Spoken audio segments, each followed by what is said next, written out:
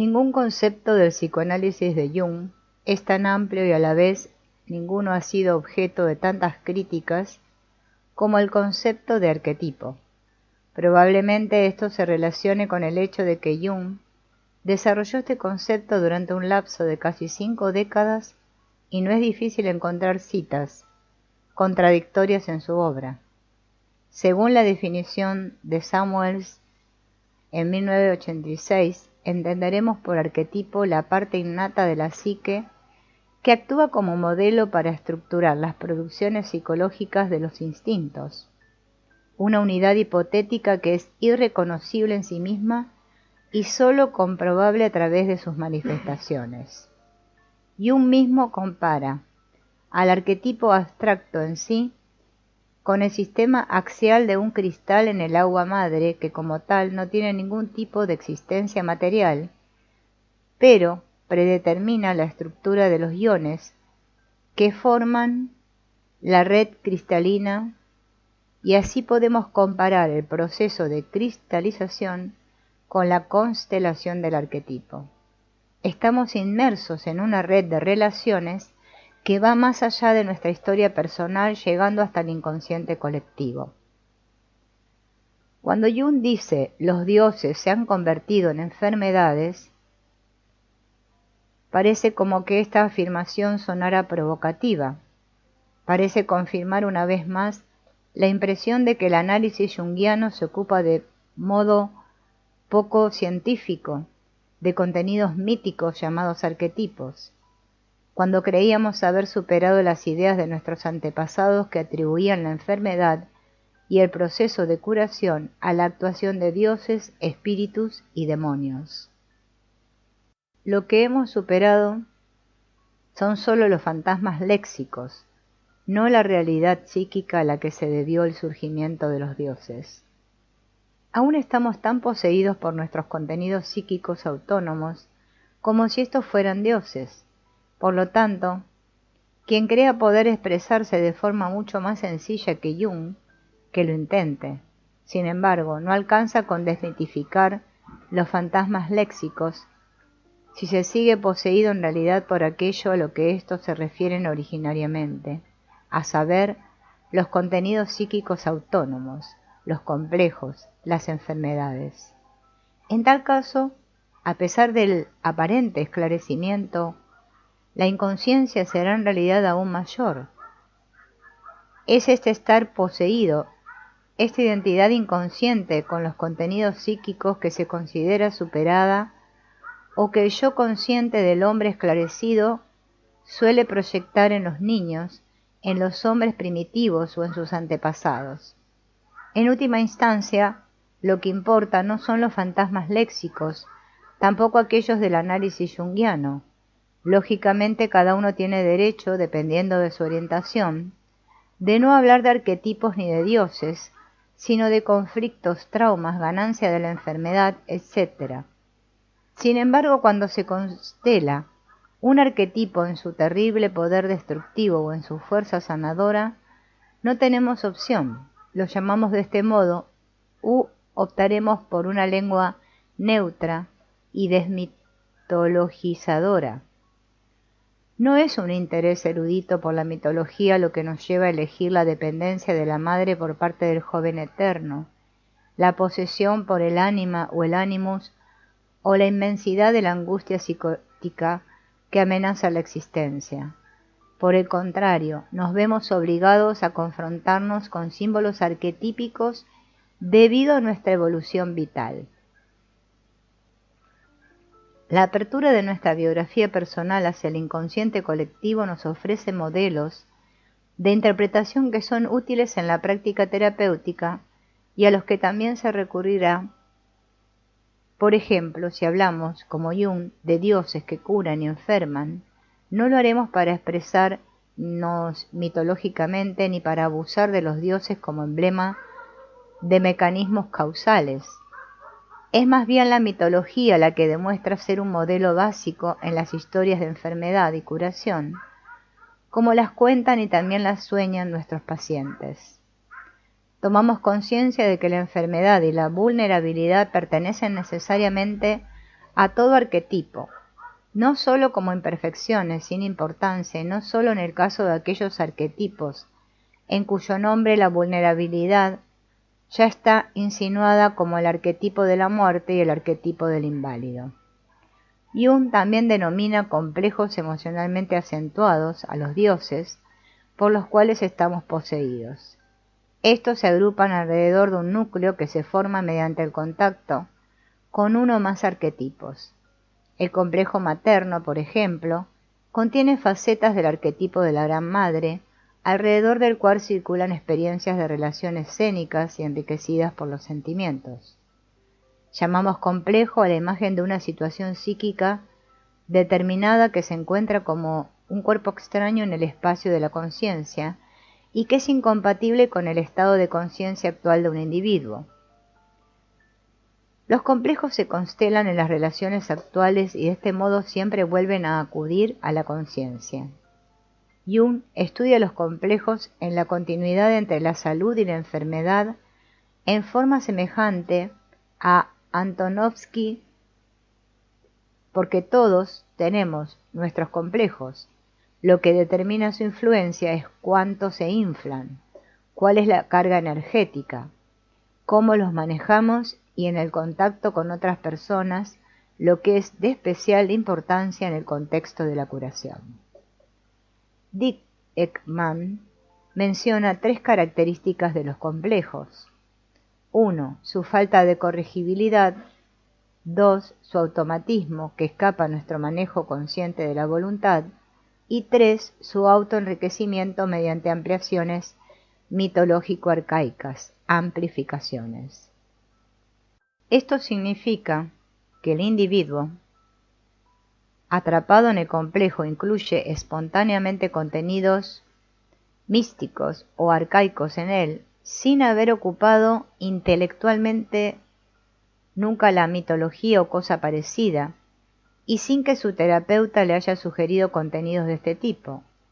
Arcaico significa que una persona miedosa se valga de una sensación muy temprana de guarida que también se encuentra en el reino animal y que viva sus límites como estrechos y vulnerables. Un individuo compulsivamente religioso puede cavilar durante horas preguntándose si es condenado y maldito como Judas o como San Cristóforo antes de su conversión. El estar poseído por dioses o demonios se vuelve extremo en la identidad psicótica con representaciones arquetípicas en estos casos.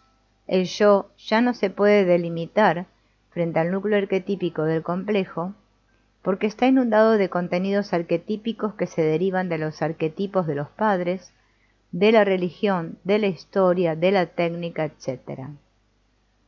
Los complejos surgen cuando no podemos seguir tolerando la bipolaridad de los arquetipos y hemos perdido el acceso a símbolos vivos que expresan la tensión de los opuestos. Todos los seres humanos tienen sus lados buenos y malos, blancos y negros. Por eso, tanto una imagen paterna o materna totalmente negativa como una totalmente positiva es una proyección de un complejo. En el análisis se movilizan los polos opuestos y progresivamente aumenta la capacidad de toma de conciencia, es decir, en el análisis descubro que mis padres son una mezcla de partes buenas y malas, y aprendo a remover mis proyecciones estancas, aprendo a aceptarlas como parte de mí mismo.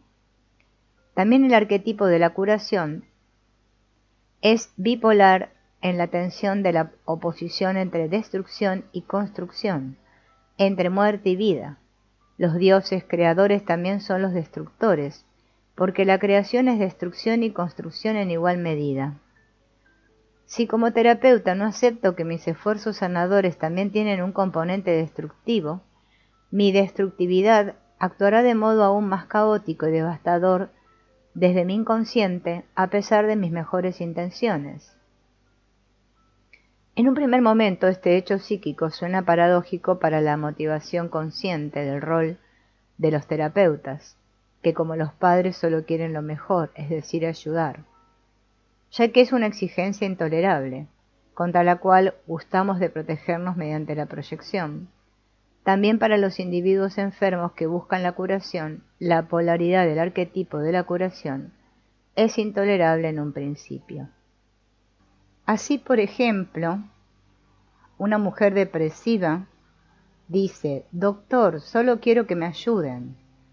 Todavía ella no puede pensar en considerar positivamente su estado depresivo y de infelicidad como producción psíquica, ni en remover sus proyecciones sanadoras demasiado fuertes.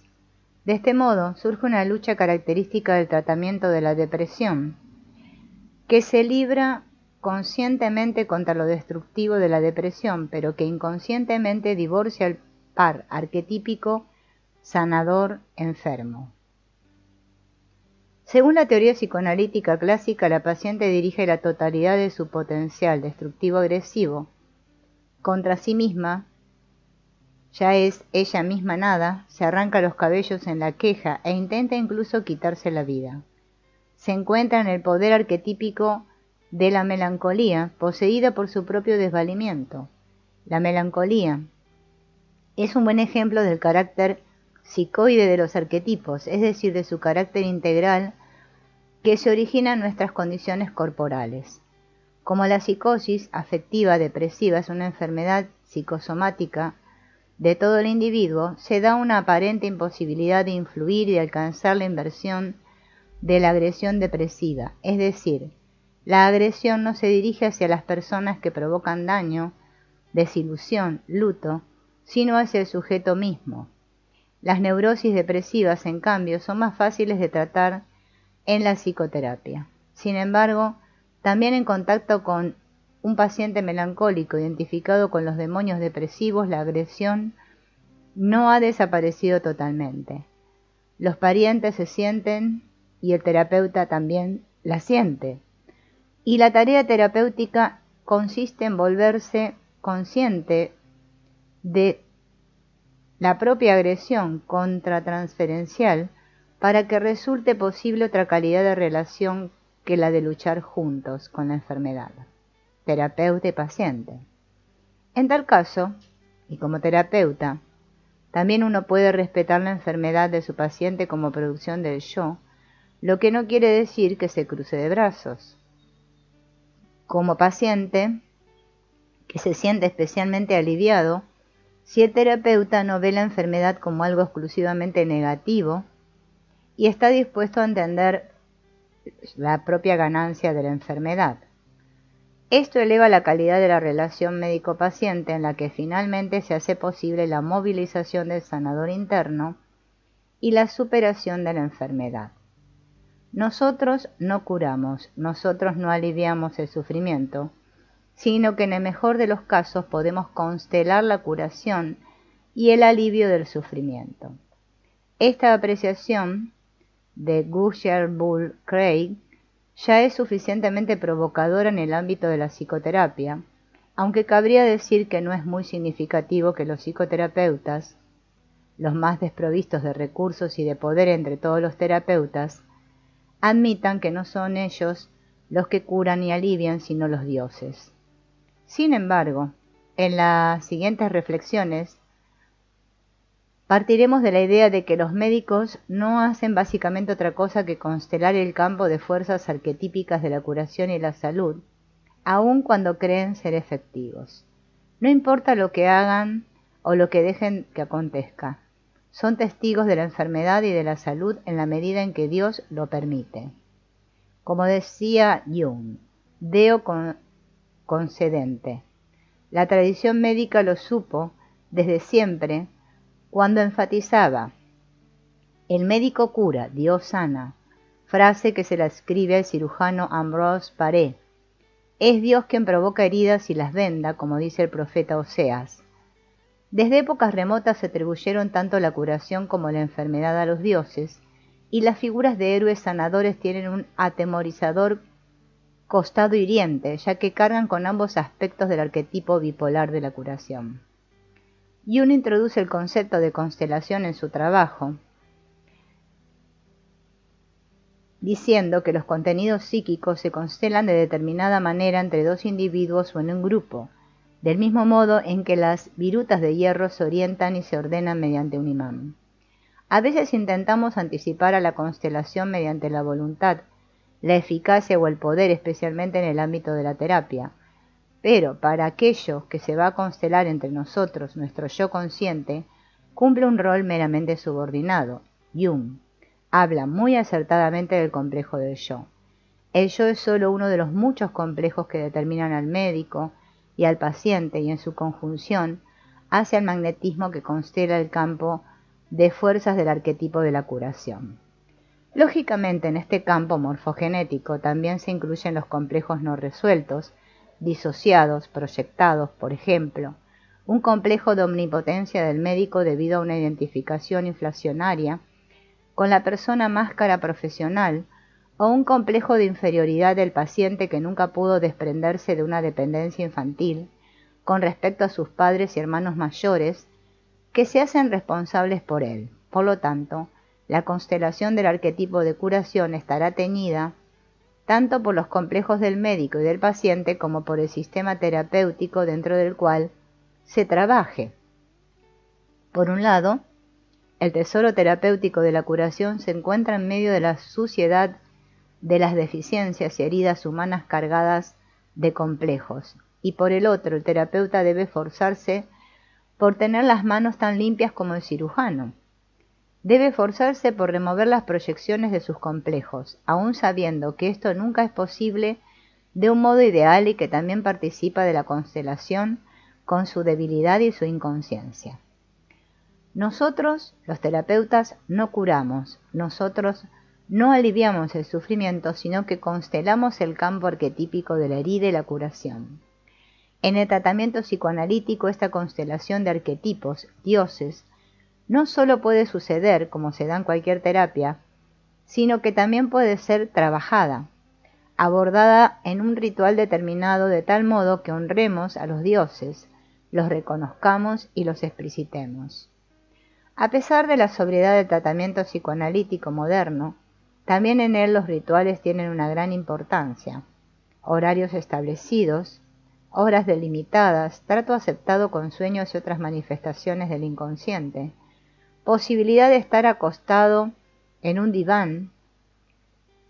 Los dioses se han convertido en enfermedades. Este es el polo patogenético del arquetipo de la curación. Pero donde hay peligro, también crece lo que salva, versifica Hölderlin en el Patmos, formulando así el polo soteriogenético.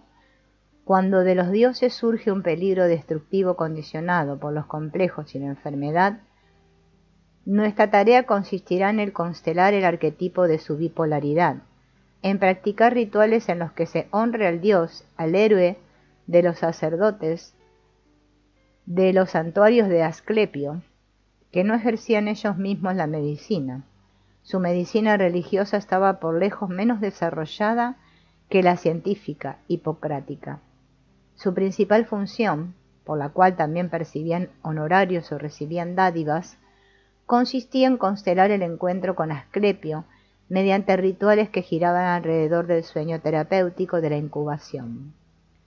Gugelbull Cray dice acertadamente que nosotros, los psicoterapeutas modernos, ofrecemos rituales a los enfermos para que se puedan encontrar con su Asclepio, con su sanador interno. Los rituales y los relatos míticos reflejan al paciente y su inconsciente, como se muestra, por ejemplo, en los sueños. Nuestras mitologías consistirían en aquellos que les decimos a los pacientes, en la forma en que explicamos la enfermedad y la salud. Existen innumerables mitologías, la psicoanalítica, la conductista, la de la terapia sistémica y familiar, la orgánico-bioquímica y otras. Lo que se diferencia son los estilos de pensamiento y el patos de cientificismo del cual nosotros, los psicoterapeutas, solemos rodearnos en nuestro diálogo con la medicina acuñada por las ciencias naturales. Para que no se malinterprete, diremos que también en el ámbito de la psicoterapia es necesaria la investigación y se debe enfrentar la lucha por la competencia y el control de los resultados. Sin embargo, podremos hacerlo con mayor serenidad si aceptamos que actuamos deo concedente, es decir, sí y en cuanto Dios lo permite. En las culturas que tienen un contacto arcaico con raíces arquetípicas, es función de los chamanes brindar ayuda a partir del conocimiento de contextos y símbolos religiosos, mágicos y míticos, con la construcción de escenarios míticos.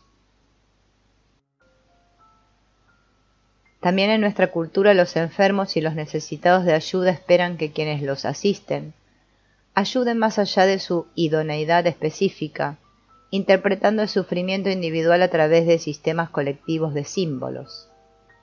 La función del psicoanálisis, en una época caracterizada por la destrucción de imágenes sanadoras, obviamente no consiste en desplegar cielos de dioses enterrados introduciendo a los pacientes en la historia o la formación clásica. Se trata en cambio de entender el desarraigo simbólico individual y colectivo. Allí donde surgen enfermedades por la pérdida de rituales arquetípicos, por ejemplo a través de la asunción inconsciente del rol del chivo expiatorio, o debido a vínculos edípicos que aparentemente no tienen solución, el ritual de tratamiento psicoanalítico pone a disposición un espacio de transición. Mediante el contacto con imágenes, en este espacio se fomenta el proceso de resimbolización y un contacto personal con lo luminoso que estaba oprimido en clichés neuróticos. Para los griegos, los mismos dioses y héroes son sanos y enfermos, hirientes y sanadores. El más importante de todos es Asclepio, que fue el dios de la curación más venerado de la antigüedad, hasta ser desplazado por Jesucristo. A ambos, tanto Jesucristo como Asclepio, se los llama Salvador, Redentor. Asclepio nace de la relación entre Apolo y Coronis. Apolo mismo es un dios de la medicina. Se lo menciona como tal en la lista de dioses del juramento hipocrático. Él mismo es invulnerable ante la enfermedad y el sufrimiento. La medicina apolínea es limpia, científica y clara. Apolo monta en cólera por la infidelidad de su amada y la mata con una flecha. Salva al niño por nacer, Asclepio, y se lo da a Quirón, el centauro más sabio y más amigo del hombre, para que lo críe. En la figura de Quirón se muestran todas las tensiones de la oposición de nuestro arquetipo. Como centauro es caballo en su parte inferior, hombre en la superior. Una flecha de Heracles lo hiere en la rodilla, es decir, en su parte animal. La herida no quiere cicatrizar y Quirón ansía su muerte, pero como herido también es el sanador que luego introducirá al joven en el arte de la medicina. Atenea, la diosa, le da a Asclepio 2 botellitas llenas de sangre de una gorgona. La sangre de una de las botellas aniquila la vida, la otra la devuelve. Por lo tanto, también Asclepio tiene características bipolares. Puede actuar destruyendo la vida, salvándola o despertando a la vida. Según el mito, este poder sobre la vida y la muerte provoca la ira de los dioses hacia Asclepio, quien todavía no ha alcanzado su propia inmortalidad. Es alcanzado por el relámpago de Zeus cuando intenta devolverle la vida a un muerto.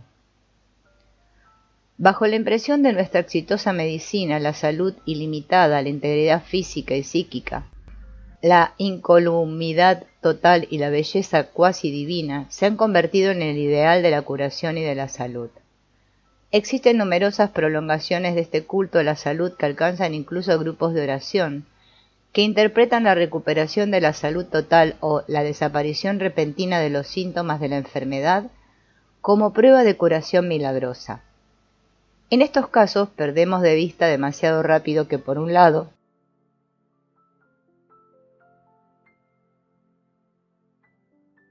la curación es un proceso evolutivo largo y que por el otro también los impedimentos, la estigmatización física y las heridas duraderas constituyen una posibilidad básica de nuestra existencia como seres humanos. Guggenbull Cray, en Espejos del Yo, habla del arquetipo del inválido. Si estamos fuertemente marcados por el ideal consciente de la salud absoluta, tendemos a ser moralistas respecto de la salud y la integridad. y por lo tanto también respecto de la enfermedad y de los impedimentos, y a rechazar el propio impedimento como una posibilidad no vivida. Nuestra fantasía de salud nos hace proyectar nuestra invalidez también sobre los niños con daño cerebral, sobre los ancianos en los hogares, hacia los hemipléjicos. Los atendemos y simultáneamente olvidamos que este arquetipo aparece en nuestras pequeñas molestias cotidianas. No vemos que nosotros mismos somos incurablemente falibles, incompletos. Disociamos nuestra salud de nuestra invalidez, reprimimos el hecho de que tenemos piernas cortas y pie plano, músculos débiles y taquicardia, o de que sufrimos un leve daño cerebral, o de que tal vez somos excesivamente irritables, insensibles, obsesivos y tenemos trastornos psicosomáticos. La curación como toma de conciencia, como reintroyección de proyecciones, también significa percibir en mí la propia debilidad proyectada sobre los otros y rechazada mediante el ideal de salud rebosante. Esto implica que ambos, quien busca la curación y quien cura, acepten los límites del curar. En este punto alza su voz el crítico del psicoanálisis para preguntar: ¿no es esto una racionalización? ¿No encubren de esta manera su propio desvalimiento y falta de éxito si se lo compara con el éxito alcanzado por la restante medicina de modo típicamente junguiano, recurriendo al arquetipo? Es verdad que también los psicoterapeutas corren el riesgo de recurrir a racionalizaciones para desviar la atención de sus fracasos, y también en el análisis debemos esforzarnos por tomar conciencia y remover proyecciones.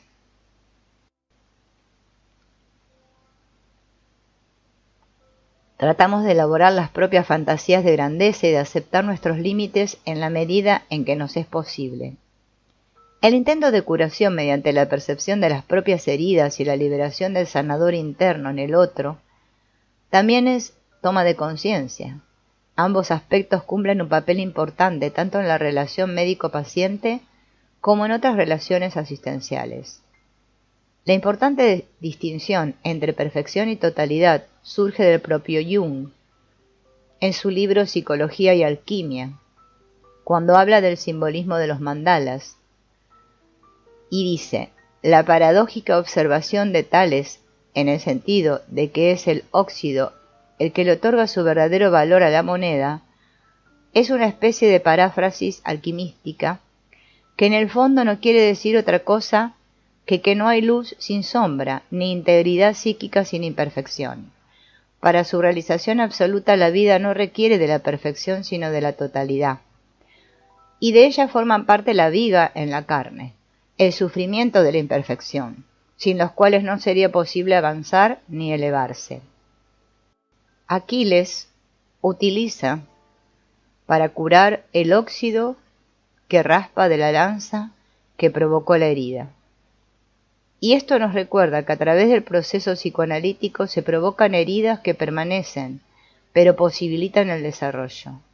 Es cierto que la fantasía de la integridad en las tensiones de la oposición consciente-inconsciente, femenino-masculino, hombre-dios, Dios malo, Dios bueno, sano, enfermo, etc., es un motor central de la individuación.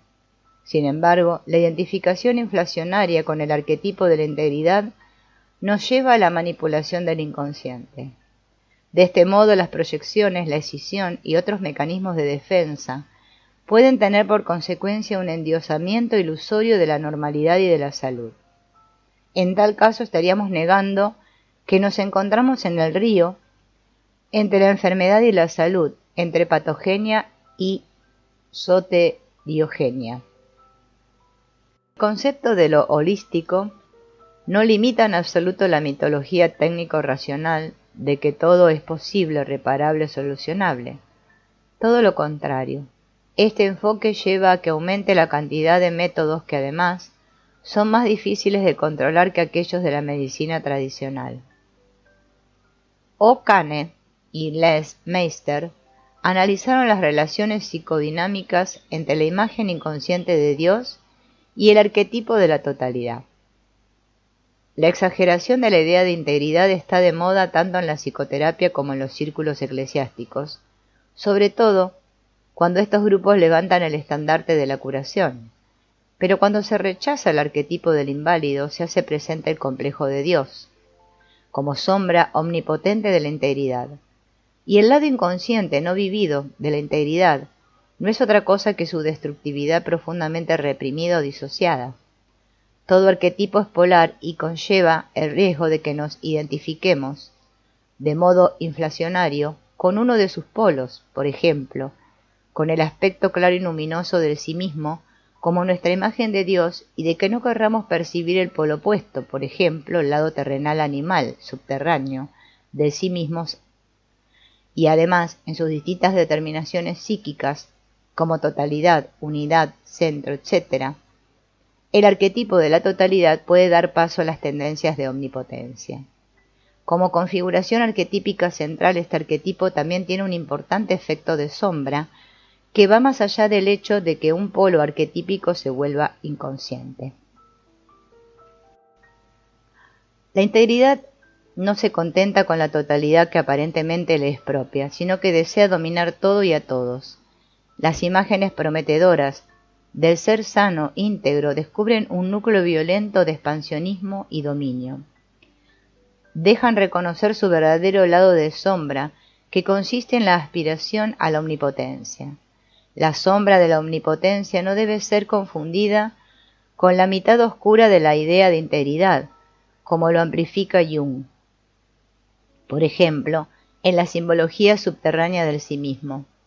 Aquí no se trata en absoluto de una mitad en el sentido de un modo de pensamiento polar o complementario, sino del aspecto problemático básico que le cabe a la idea arquetípica de la integridad como tal, independientemente de cómo se la defina, como totalidad o perfección, o de los componentes estructurales, los espirituales o los subterráneos, desde los cuales se la observe. Dentro de la problemática de la integridad es útil distinguir entre salud e individuación. Esta última puede ir de la mano de un aumento del sufrimiento, por ejemplo, de una mayor capacidad de sufrimiento y de un manejo más maduro del sufrimiento psíquico o físico que no se puede evitar. El proceso de individuación mismo, acercamiento a la totalidad y a la unidad, se ha vuelto un concepto normativo que tiende en los hechos a una identificación con la imagen arquetípica de la integridad. El arquetipo se convierte en el yo ideal, en un ideal que orienta la acción, y existe el riesgo de la exageración y de la identificación con el ideal. Cuando ya no toleramos la herida, la incurabilidad y la falta de totalidad, como la simbolizan la imagen de Quirón o la serpiente de Asclepio, la visión dualista del mundo produce escisiones, debido a la pretensión omnipotente del ideal de integridad. La debilidad, la herida y la destrucción solo se perciben bajo la perspectiva de su curación, superación y salvación. De este modo se evitan los afectos depresivos, intolerantes, que se deben a destrucciones irreparables, ya sea en el destino personal, en la historia colectiva o en la realidad de nuestro ecosistema. El triunfo de la opinión pública sobre un consorcio petrolero que después de varias semanas de conmoción entre los medios y entre los políticos de los más diversos partidos renuncia a hundir en el mar una de entre varios cientos de plataformas de perforación, es sobre todo un triunfo de la defensa colectiva. Saboreando la alegría por la derrota de Goliat frente a David, se olvida la magnitud que ya ha alcanzado la contaminación de los mares y cuánto daño irreversible se ha producido ya. Los símbolos arquetípicos capaces de cambiar que se actualiza en el acontecer regresivo colectivo de la actualidad están en las imágenes mismas de lo destructivo y de la muerte, no más allá de ellas. Son las imágenes, sin duda, difíciles de tolerar, de la destrucción provocada por nosotros mismos y de nuestra propia destrucción. Solo comprenderemos el desgarramiento de nuestros mundos vitales externos e internos si elevamos estas imágenes hasta nuestra conciencia y las reconocemos como expresión de la dimensión destructiva de la psique, cuyo valor ha sido relegado a un segundo plano desde hace tiempo, si se lo compara con la importancia que se les otorga a las fuerzas sintéticas y aquellas que impulsan el crecimiento.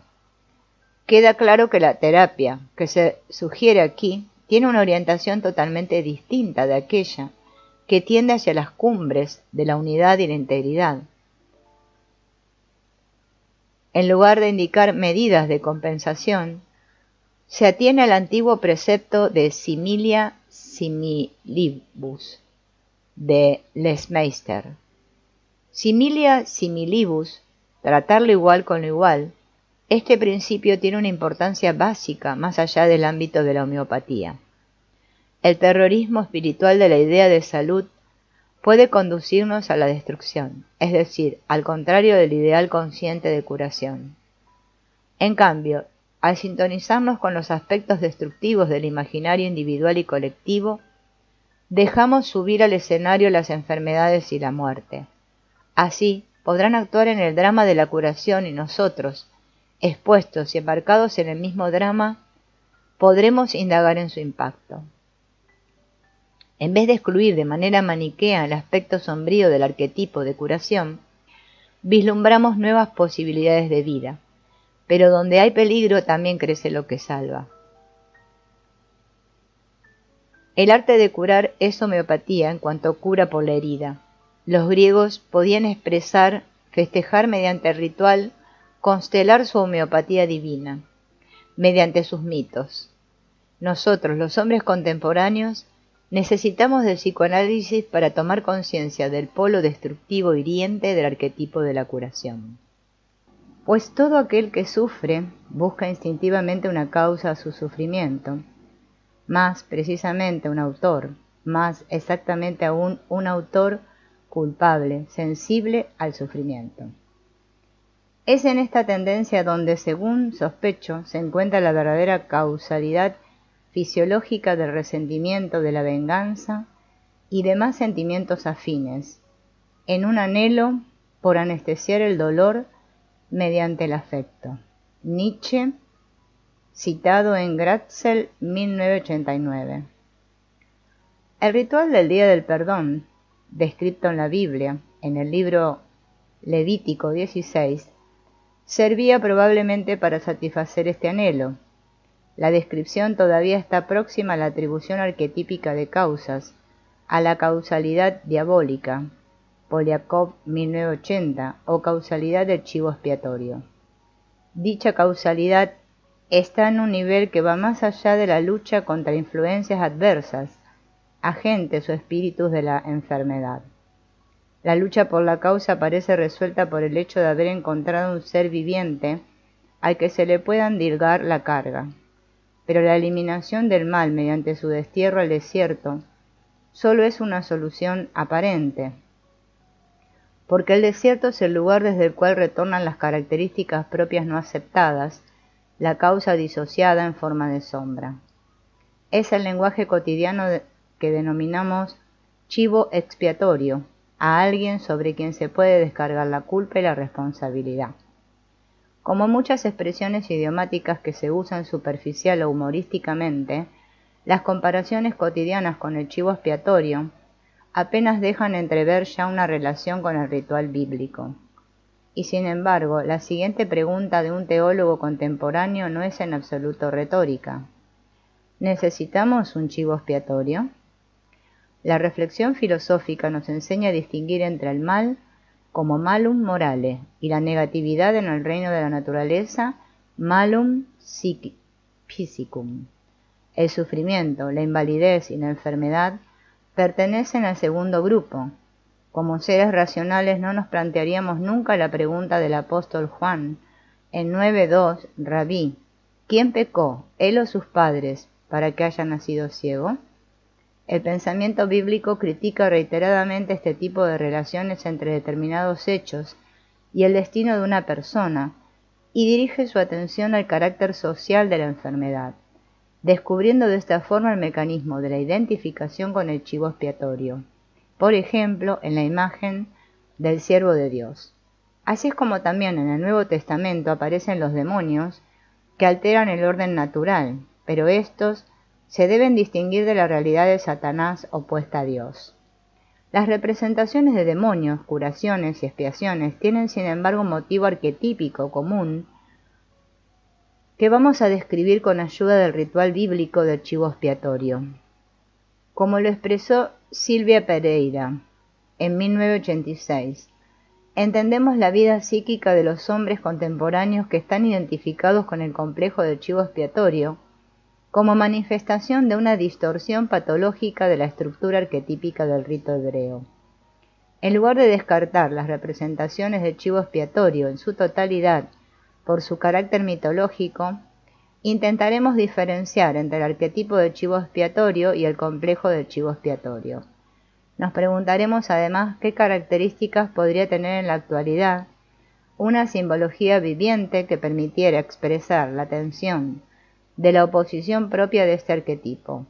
Solo cuando hayamos explicado el significado del chivo expiatorio para nuestra cultura judeo-cristiana, a nivel de las imágenes arquetípicas, podremos señalar criterios que expliquen cómo los individuos pierden su libertad, debido a identificaciones con el chivo expiatorio, o por el contrario, cómo pueden encontrarse consigo mismos mediante la desidentificación, la toma de conciencia y la liberación de los mitos, de las imágenes divinas y de las identificaciones con complejos que se vuelven tanto más autónomos y escindidos cuanto más altivamente por encima de ellos se ubique nuestro yo colectivo.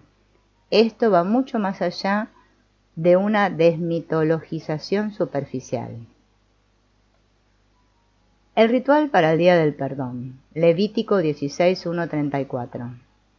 El Señor habló con Moisés después de la muerte de los 2 hijos de Aarón que murieron por haberse acercado demasiado a la presencia del Señor. Y dijo el Señor a Moisés: Dile a tu hermano Aarón que no entre en cualquier hora en el santuario que está tras el velo, ni ante la tapa que está sobre el cofre, para que no muera, porque yo me hago ver en la nube sobre la tapa. Solo en estas condiciones podrá entrar Aarón en el santuario, con un novillo para el sacrificio por el pecado y un carnero para el holocausto. Se vestirá con la túnica sagrada de lino, se pondrá los calzones de lino, se ceñirá la faja de lino y se cubrirá con la tiara de lino. Estas son las vestiduras sagradas que vestirá después de haberse lavado con agua. Recibirá de la comunidad de los israelitas 2 chivos para el sacrificio, por el pecado y un carnero para el holocausto, y después de ofrecer su novillo por el pecado, para obtener el perdón de sus propios pecados y de los de su familia, tomará Aarón los 2 chivos y los presentará ante el Señor, a la entrada de la tienda del encuentro. Luego echará suerte sobre los 2 chivos, una para el Señor y otra para Azazel. Presentará el chivo sobre el cual haya caído la suerte, para el Señor, ofreciéndolo como sacrificio por el pecado. El chivo sobre el cual haya caído la suerte para Azazel, lo colocará vivo delante del Señor para obtener el perdón de los pecados y echarlo al desierto, para Azazel. Entonces ofrecerá a Aarón su novillo por el pecado, para hacer expiación por sí mismo y por su casa, y lo inmolará. Tomará después un incensario lleno de brasas tomadas del altar que está ante el Señor y 2 puñados de incienso aromático en polvo, y llevándolo detrás del velo, pondrá el incienso sobre el fuego, delante del Señor, para que la nube del incienso envuelva la tapa que está sobre el cofre del pacto, y él no muera. Tomando luego la sangre del novillo, rociará con su dedo el lado oriental de la tapa, y con su dedo hará 7 aspersiones de sangre delante de la tapa. Después inmolará el chivo como sacrificio por el pecado del pueblo, y llevará su sangre detrás del velo, haciendo con su sangre lo que hizo con la sangre del novillo. Rociará la tapa y su parte anterior. Así purificará el santuario de las impurezas de los israelitas y de sus rebeldías en todos sus pecados. Lo mismo hará con la tienda del encuentro que mora con ellos en medio de sus impurezas, mientras Aarón esté dentro del santuario para obtener el perdón de los pecados, y hasta que él salga nadie deberá estar en la tienda del encuentro. Una vez que haya obtenido el perdón de los pecados de él y de su familia y de toda la asamblea de Israel, saldrá para ir a purificar el altar que se halla ante el Señor. Tomará un poco de la sangre del novillo y del chivo y untando los cuernos en torno del altar, hará sobre él con su dedo 7 aspersiones de sangre, y así lo purificará y lo separará de las impurezas de los israelitas. Cuando Aarón haya terminado de purificar el santuario, la tienda del encuentro y el altar, mandará traer el chivo que aún esté vivo. Imponiendo ambas manos sobre la cabeza del chivo vivo, hará confesión sobre él de todas las iniquidades de los israelitas, y de todas las rebeldías en todos los pecados de ellos, y cargándolas sobre la cabeza del chivo, lo enviará al desierto por medio de un hombre dispuesto para ello. Así el chivo llevará sobre sí todas las iniquidades de ellos. Hacia una tierra árida soltará el chivo en el desierto. Luego entrarán a Aarón en la tienda del encuentro y despojándose de las vestiduras de lino con que se había vestido al entrar en el santuario, las dejará allí, lavará su cuerpo con agua en lugar sagrado y se pondrá sus vestiduras. Después saldrá y ofrecerá su holocausto y el holocausto del pueblo, y así obtendrá el perdón por sus pecados y los del pueblo, y quemará sobre el altar el cebo de la víctima por el pecado. El hombre encargado de soltar el chivo para Azazel lavará sus vestidos y bañará su cuerpo en agua. Después de esto podrá entrar en el campamento.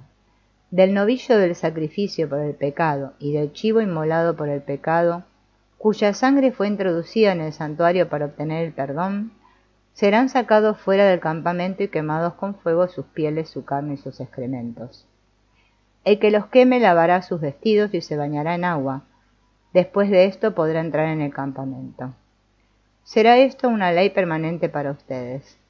En el mes séptimo, el día 10º del mes, deberán ustedes dedicarlo al ayuno y suspender todas sus labores.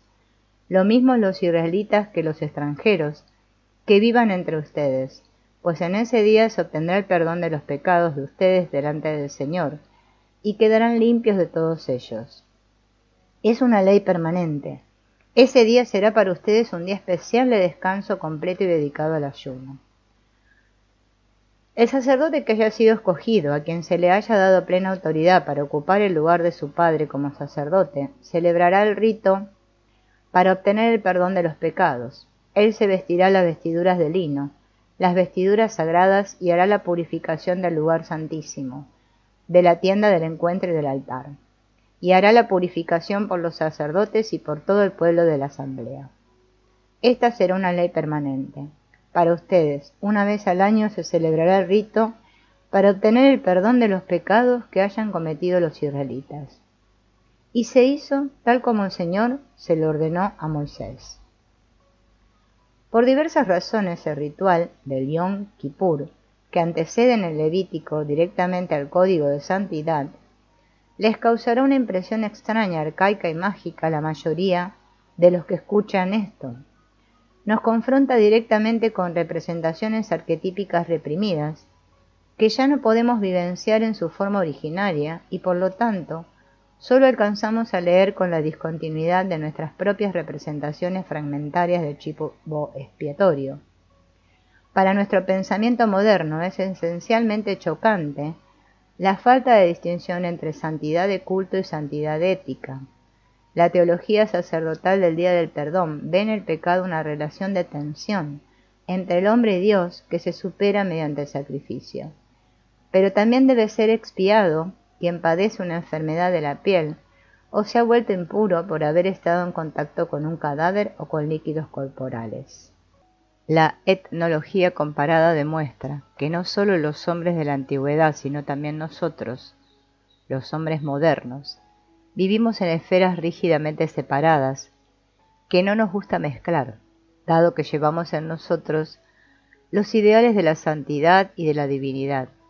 También percibimos la película de suciedad que siempre vuelve a cubrir nuestra persona máscara. Los meticulosos preceptos de purificación del Levítico respecto de la muerte, la enfermedad y la sexualidad expresan esta necesidad arcaica de separación y de protección, aunque a menudo se los haya interpretado equivocadamente como juicios de valor en relación con la muerte. Herzog Habla de un tabú que va más allá de lo moral e implica tanto a los médicos como a una profesión felizmente caída en el olvido en Alemania, a saber, la de los verdugos. Sin embargo, este tabú parece vincularse con una especie de fascinación y con la proyección de una fuerza sanadora sobrenatural. El concepto de sacrol se deriva de sancire, fijar, delimitar. Se refiere, por lo tanto, en primer lugar a un lugar de culto delimitado. Templum, témenos. Jung describe con el término témenos el ámbito de un complejo delimitado por el yo necesitado de protección. A través de la ayuda de la función sacerdotal del analista, en el espacio del psicoanálisis se puede dar el encuentro curativo y a la vez inquietante por su extraña familiaridad con contenidos del inconsciente. En primer lugar, el ritual del Yom Kippur se lleva a cabo en el interior del templo, en el límite con el Sacta Sanctorum, que el sacerdote solo puede pisar una vez al año, ese día. El santuario atrae de modo casi magnético la impureza y por eso necesita expiación. El traspaso de los pecados a chivo expiatorio es la forma más extrema de atribución causal sumada a una amplificación extático sacral del sentimiento correspondiente y a una descarga colectiva de agresión mediante la eliminación de la causa del mal. Externalización real.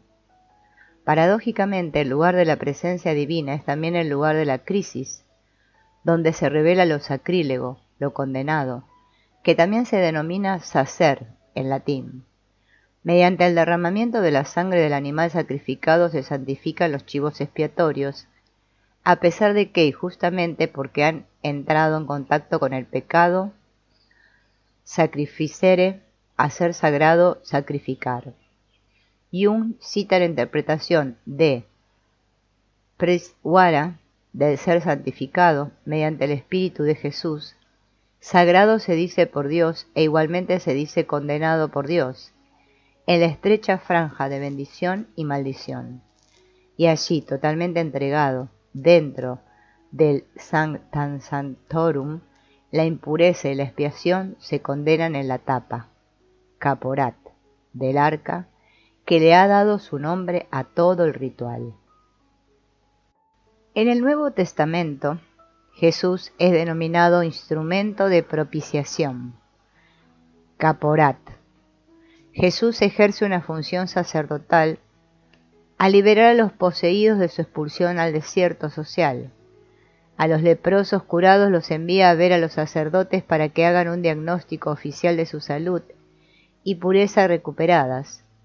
Según el Levítico, incluso una casa leprosa debe ser purificada mediante la expiación.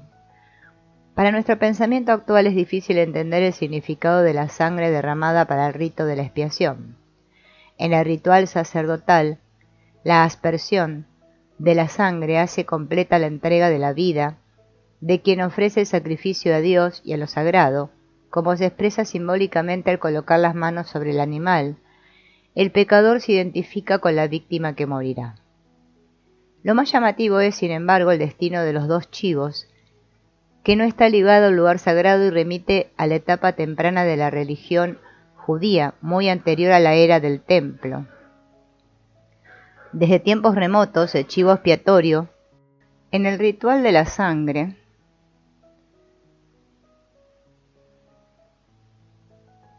la aspersión se hace completa mediante la entrega de la vida de quien ofrece el sacrificio a Dios y a lo sagrado, como se expresa simbólicamente al colocar las manos sobre el animal. El pecador se identifica con la víctima que morirá. Lo más llamativo es, sin embargo, el destino de los dos chivos, que no está ligado al lugar sagrado y remite a la etapa temprana de la religión judía, muy anterior a la del templo. Desde tiempos remotos, el chivo expiatorio, el parmacón, al igual que la serpiente, es a la vez remedio constructivo y veneno destructivo. El ritual anual del chivo expiatorio servía para recomponer el sentimiento de integridad, de armonía entre el hombre y Dios, y a través de ritos conscientes de separación del mal. En este rito influyen rituales más antiguos, como por ejemplo la superación de enfermedades mediante sacrificios al dios del macho cabrío, adorado por los pastores semitas. En Levítico 16 llama la atención la dualidad de divinidades y de chivos sacrificados. El primer chivo está consagrado a Yahvé, el Dios de Israel. Su sangre debe purificar el altar, el santuario, etc. Los restos del chivo sacrificado y por lo tanto santificado son impuros y deben ser quemados fuera del campamento. El segundo chivo es consagrado por la suerte echada a Azazel, un demonio del desierto. Este chivo es expulsado al desierto con los pecados del pueblo, pecados que le fueron traspasados al apoyar ambas manos sobre su cabeza.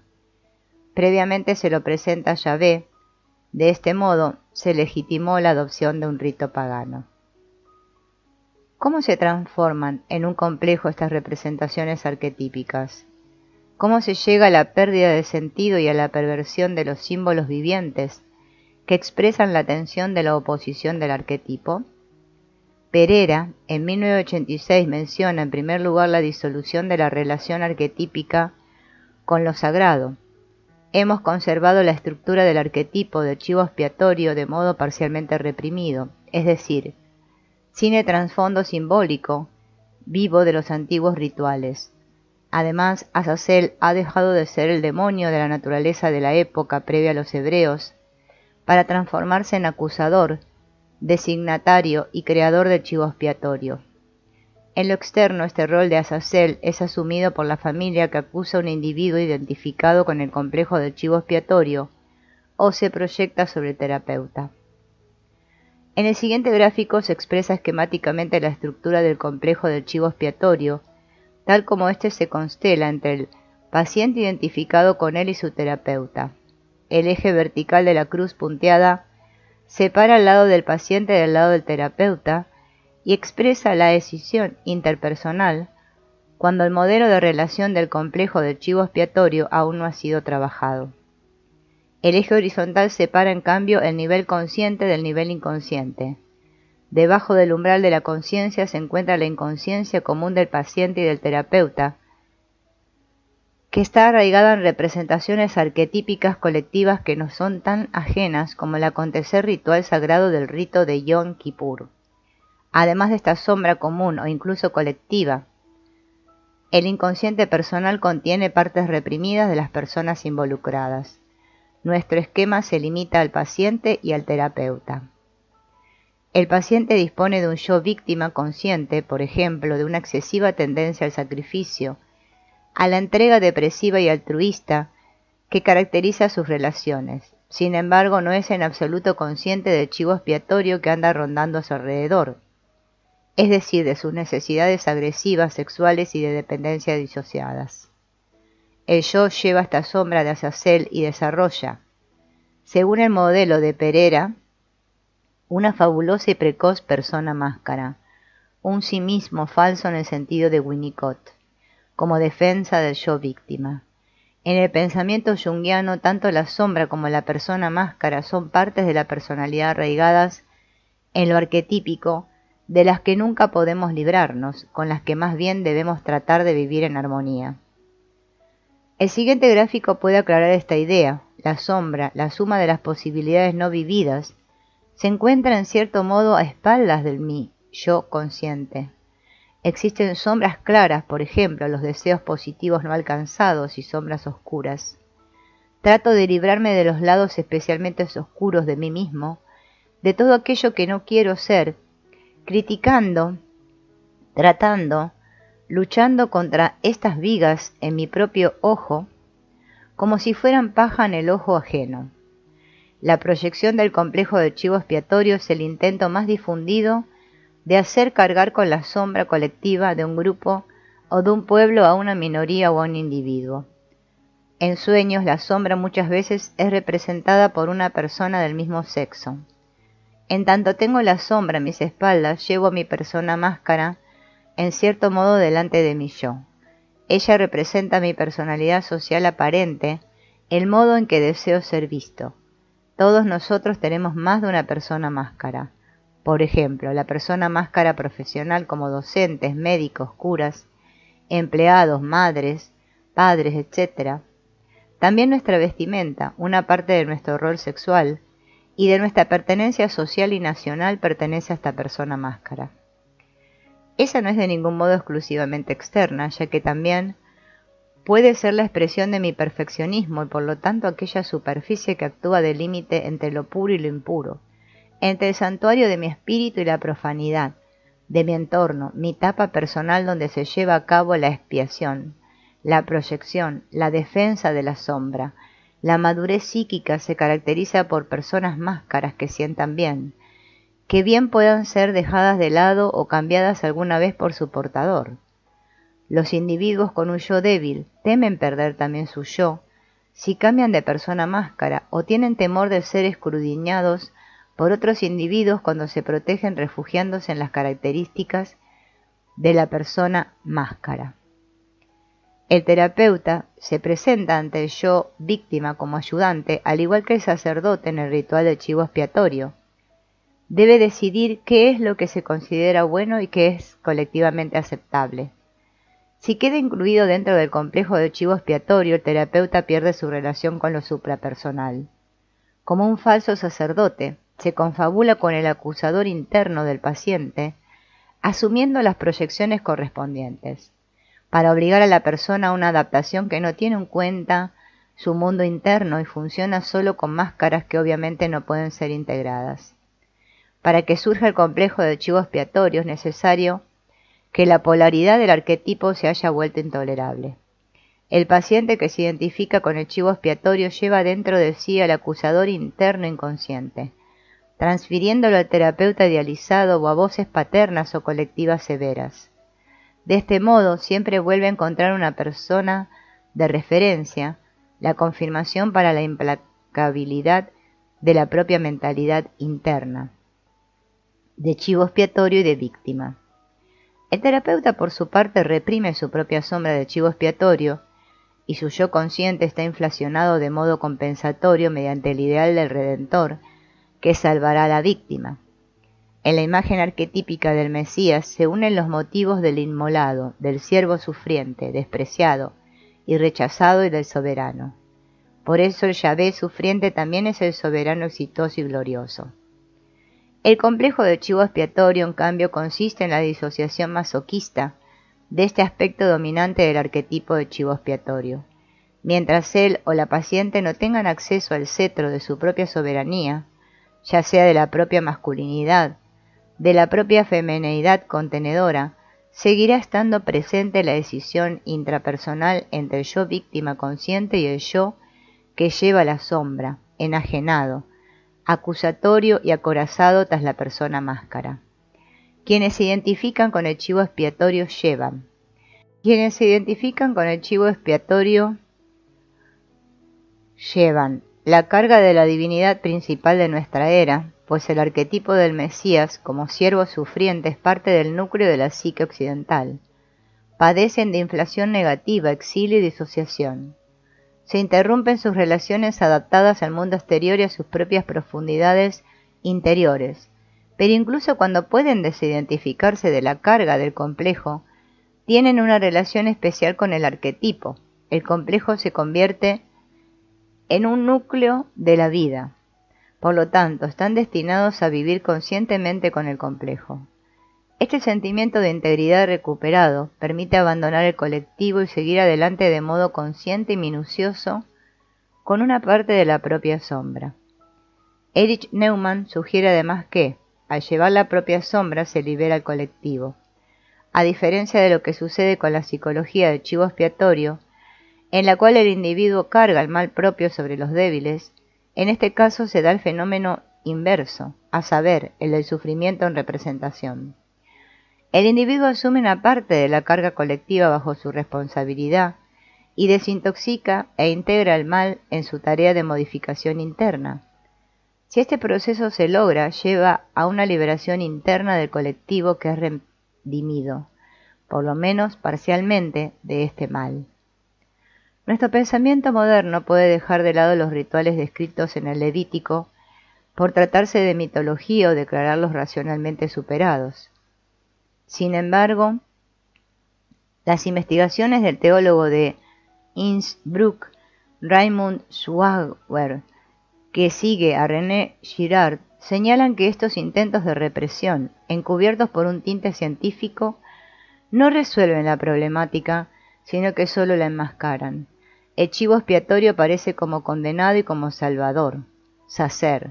En la aspersión de la sangre se descubre la disposición a la violencia del grupo, y ésta se resuelve mediante la proyección, a costa de la víctima. El sacrificio ritual humano en el antiguo México se relacionaba con la idea de que aquel a quien se elegía como víctima era la encarnación de un dios. Por eso el canibalismo ceremonial se entendía como comunión. En azteca, teocualí, comida de los dioses, este aspecto del sacrificio humano va más allá de la ingestión ritual supletoria de carne del animal sacrificado o de panes con motivos sagrados. Una de las objeciones más frecuentes al pensamiento junguiano, más precisamente a su crítica de la imagen de Dios, es la siguiente. Toda verdad se disuelve aquí en proyección. No se reconoce la objetividad del mundo exterior, de la revelación de la historia, de las instituciones sociales, sino que ésta queda reducida a procesos intrapsíquicos. En realidad, esta objeción invierte el pensamiento junguiano.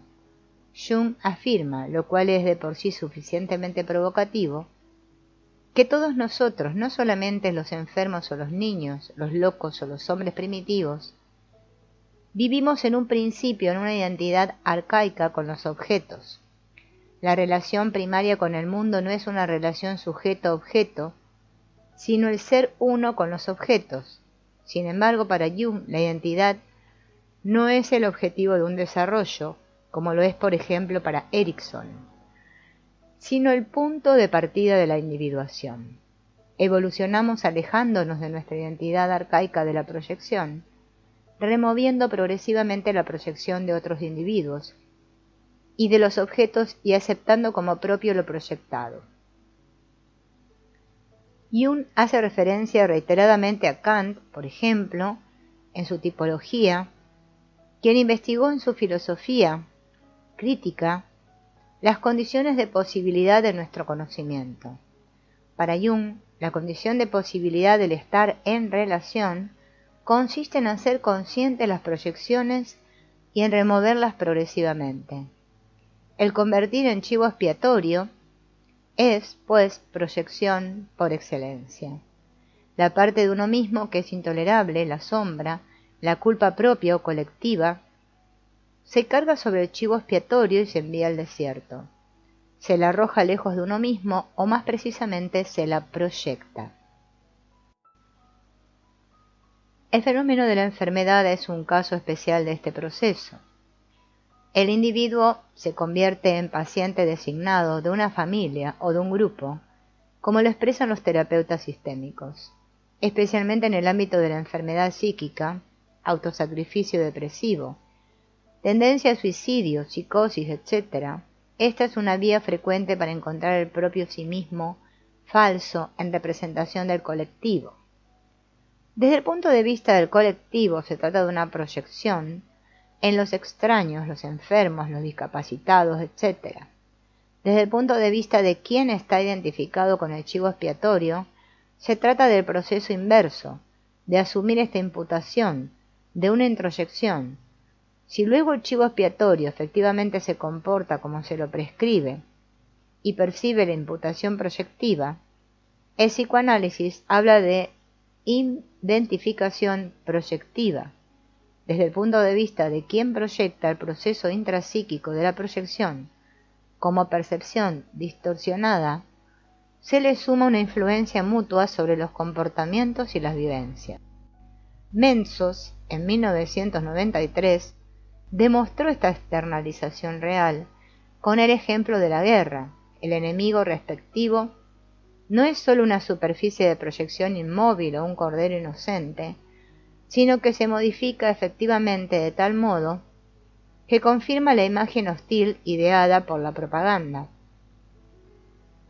Justamente en la guerra existe una identidad fantasmal, una comunidad de destinos en el que las partes se convierten mutuamente en víctimas. Jung describe esta fusión como Levi-Brühl, como participación mística. Se entiende por ello un modo peculiar de vinculación psicológica al objeto. Consiste en que el sujeto no puede distinguirse claramente del objeto, sino que está ligado a él por una relación directa que puede calificarse de identidad parcial. La identificación con el chivo expiatorio es siempre asunto del individuo aislado que se enfrenta con el colectivo. Es mucho más frecuente nuestra tendencia a deshacernos del enfermo, como si se tratara de un cuerpo extraño, que desplazarlo como proyección hacia afuera para volver a estar totalmente sanos, es decir, en cierto modo, purificados de todo lo enfermo. En todo el mundo los chamanes, los curanderos y los médicos curan extrayendo cuerpos extraños mediante absorción, extirpación o lavajes. A la inversa, la enfermedad consiste en la penetración de un cuerpo extraño, por ejemplo, mediante un proyectil de la enfermedad disparado por un mago para enfermar a los hombres y a su ganado. Los restos lingüísticos de este tipo de ideas se encuentran en el ataque al corazón o en el ataque de apoplejía. Este tipo de mitos de la enfermedad esconde una verdad profunda, porque la proyección no es en absoluto un proceso activo, consciente. Se trata en cambio de un modo de elaboración, mecanismo de defensa inconsciente, mediante el cual nos protegemos de lo ajeno o intentamos mantener un estado de identidad arcaico que se ha vuelto perceptible o incluso molesto. La instancia que proyecta no es el sujeto sino el arquetipo. Es él quien provoca la proyección. Quiere decir que detrás de cada proyección hay un arquetipo. Arquetipo significa posibilidad de comprensión innata. No vivenciamos el objeto o el entorno como son, sino como se nos aparecen típicamente. Su apariencia está modificada típicamente por el arquetipo que constela el objeto. Entonces, ¿se trata solo de proyección? Para poder remover proyecciones y volverse más libre y sano, hay que contar con constelaciones arquetípicas en nuestro mundo. El arquetipo de chivo expiatorio no se limita a mitologías de épocas pasadas o lejanos pueblos primitivos. Es nuestra posibilidad arcaica. El modo en que relatan su vida los pacientes y cómo relatan su enfermedad desde el punto de vista médico, muchas veces suena mitológico. Dicen, desde que me operaron no me pude recuperar, desde que tuve el accidente no me puedo concentrar, desde que el médico clínico me dijo que, en estos casos la ciencia médica gusta de hablar de la necesidad de causalidad de los pacientes. Lo cierto es que todos estamos acostumbrados a la relación causal, tanto en lo cotidiano como en el contexto de los hechos científicos. ¿Cómo puede regresar el chivo expiatorio del desierto al que lo enviamos en la huida? ¿Cómo se pueden remover las proyecciones de la propia culpa, de los propios deseos pulsionales, de la propia enfermedad, de los propios residuos psíquicos solo aparentemente reciclados? Cuando regrese el chivo expiatorio, regresarán con él la parte de Judas reprimida en el Mesías y la feminidad reprimida de Azazel, y esperarán ser redimidos.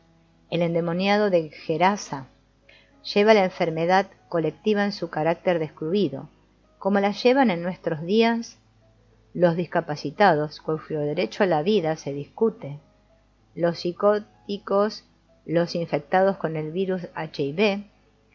El desierto al cual fue enviado por el colectivo este individuo identificado con el chivo expiatorio consiste en los sepulcros donde tiene su morada. La curación consiste en que Jesús acepte la relación sanador poseído, al precio de infectarse él mismo demoníacamente, y de este modo conduzca al endemoniado nuevamente a la comunidad de los hombres. Jesús les habla a los demonios impuros y los envía a una piara de cerdos que en el judaísmo son considerados impuros. Los demonios obedecen sus órdenes y están extrañamente familiarizados con él. Lo conocen a Jesús y gritan: ¿Qué tenemos nosotros contigo, Hijo de Dios? En el hecho de expulsar los demonios por el dedo de Dios, se muestra el comienzo del reino de Dios y el poder de Jesús, que paradójicamente consiste en la suposición de la impotencia. Jesús está dispuesto al cambio de roles mediante la asunción de la posición de chivo expiatorio, del mismo modo en que el chamán sufre la posesión por los malos espíritus y se cura. Él mismo carga con los demonios de este mundo, dejándose expulsar de la comunidad de los hombres, del mismo modo en que cambió con el leproso y fue al sepulcro del cual liberó a Lázaro de Betania. En la actualidad la posesión se describe principalmente dentro de los modelos psicopatológicos. La enfermedad social, descrita en Marcos 5, la exclusión proyectiva de la comunidad de los hombres, afecta en nuestra sociedad a muchos psicóticos, a los que no solo se les quiebra la realidad interior, sino también las relaciones sociales en la familia, la amistad, el vecindario, la profesión. La posesión también puede ser interpretada como síntoma de la violencia en expansión, como representación monstruosa, alucinación y representación de la fantasía que individuos fervorosamente excitados proyectan en otros. Esto repercute de modo real sobre su autor. De este modo, la enfermedad demoníaca se describe como identificación proyectiva, externalización real. A través de este proceso inconsciente, el potencial agresivo intrapsíquico induce a cambios de comportamiento en el afuera, es decir, en el chivo expiatorio, que son vivenciados por el colectivo como ajenos y amenazantes, provocando una nueva violencia.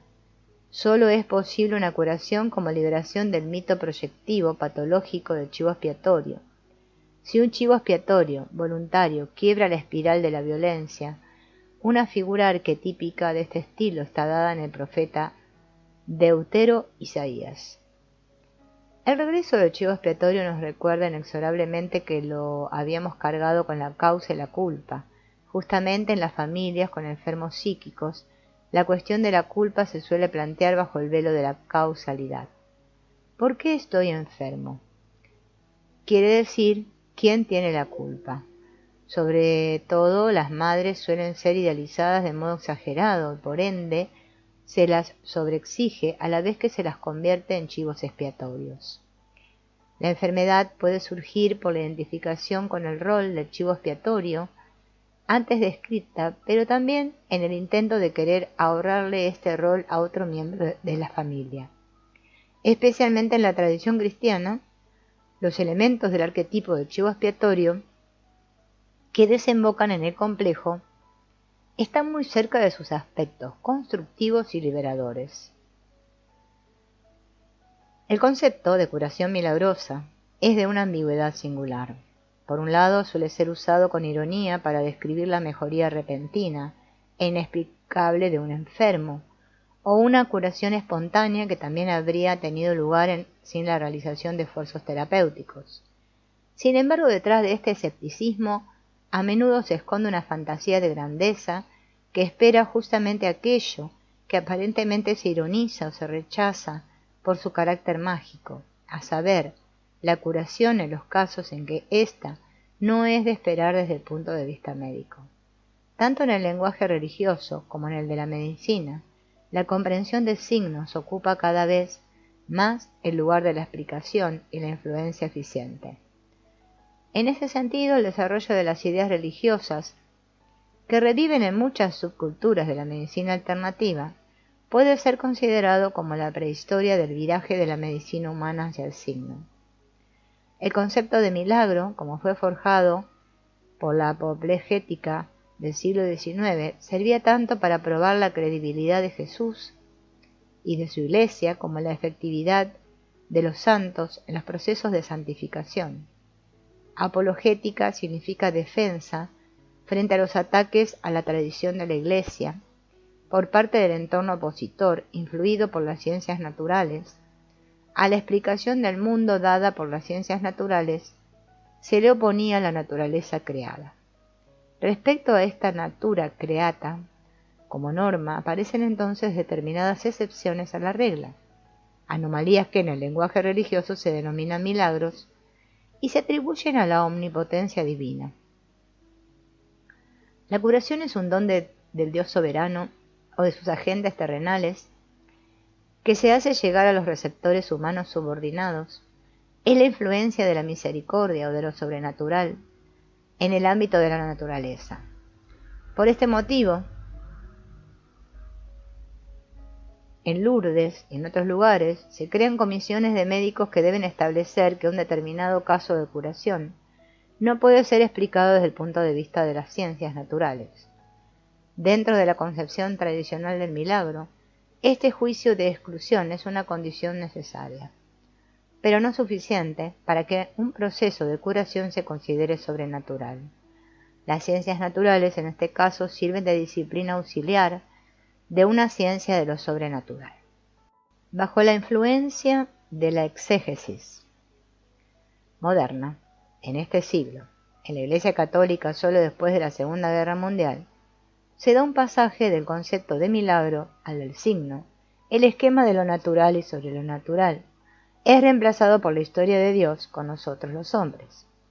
La curación ya no es entonces un don superior, sino una relación entre la persona que pide la curación, Dios, y uno o más sanadores, que también se modifican ellos mismos en esta relación.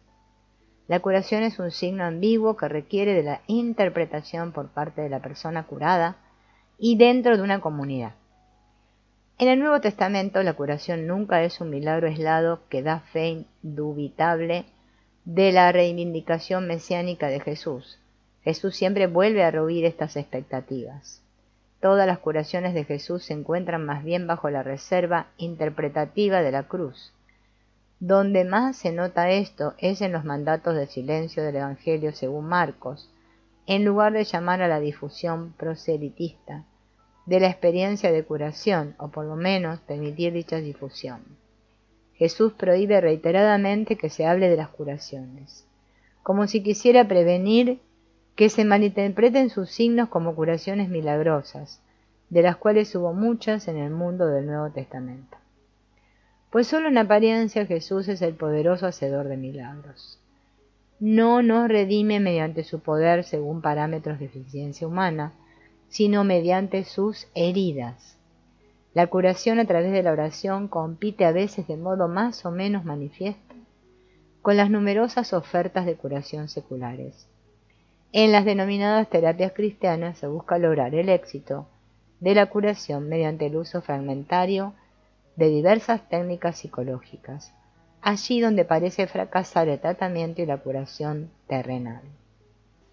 Las oposiciones arquetípicas, en especial la oposición entre curación y herida, entre construcción y destrucción, están presentes en imágenes que expresan la situación psíquica total, por ejemplo, en nuestros sueños y en nuestros sueños diurnos, e incluso en los términos en que un paciente dice que ya no puede tolerar su miedo.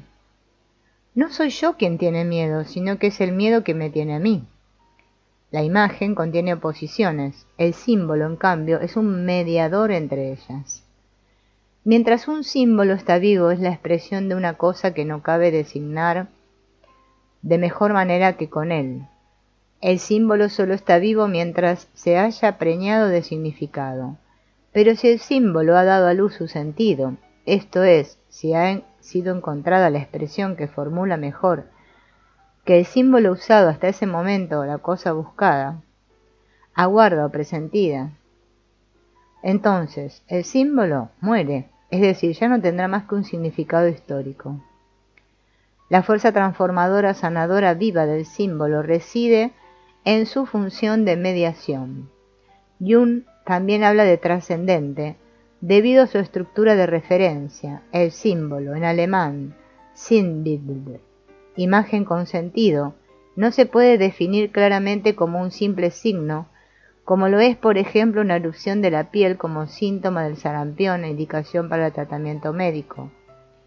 Por otra parte, la función del símbolo se vuelve muy concreta en una relación interhumana, como la que se establece entre el médico y el paciente. Entre ambos, el símbolo se eleva como un tercero desde la psique inconsciente. El síntoma en cuanto signo constituye una escena incompleta.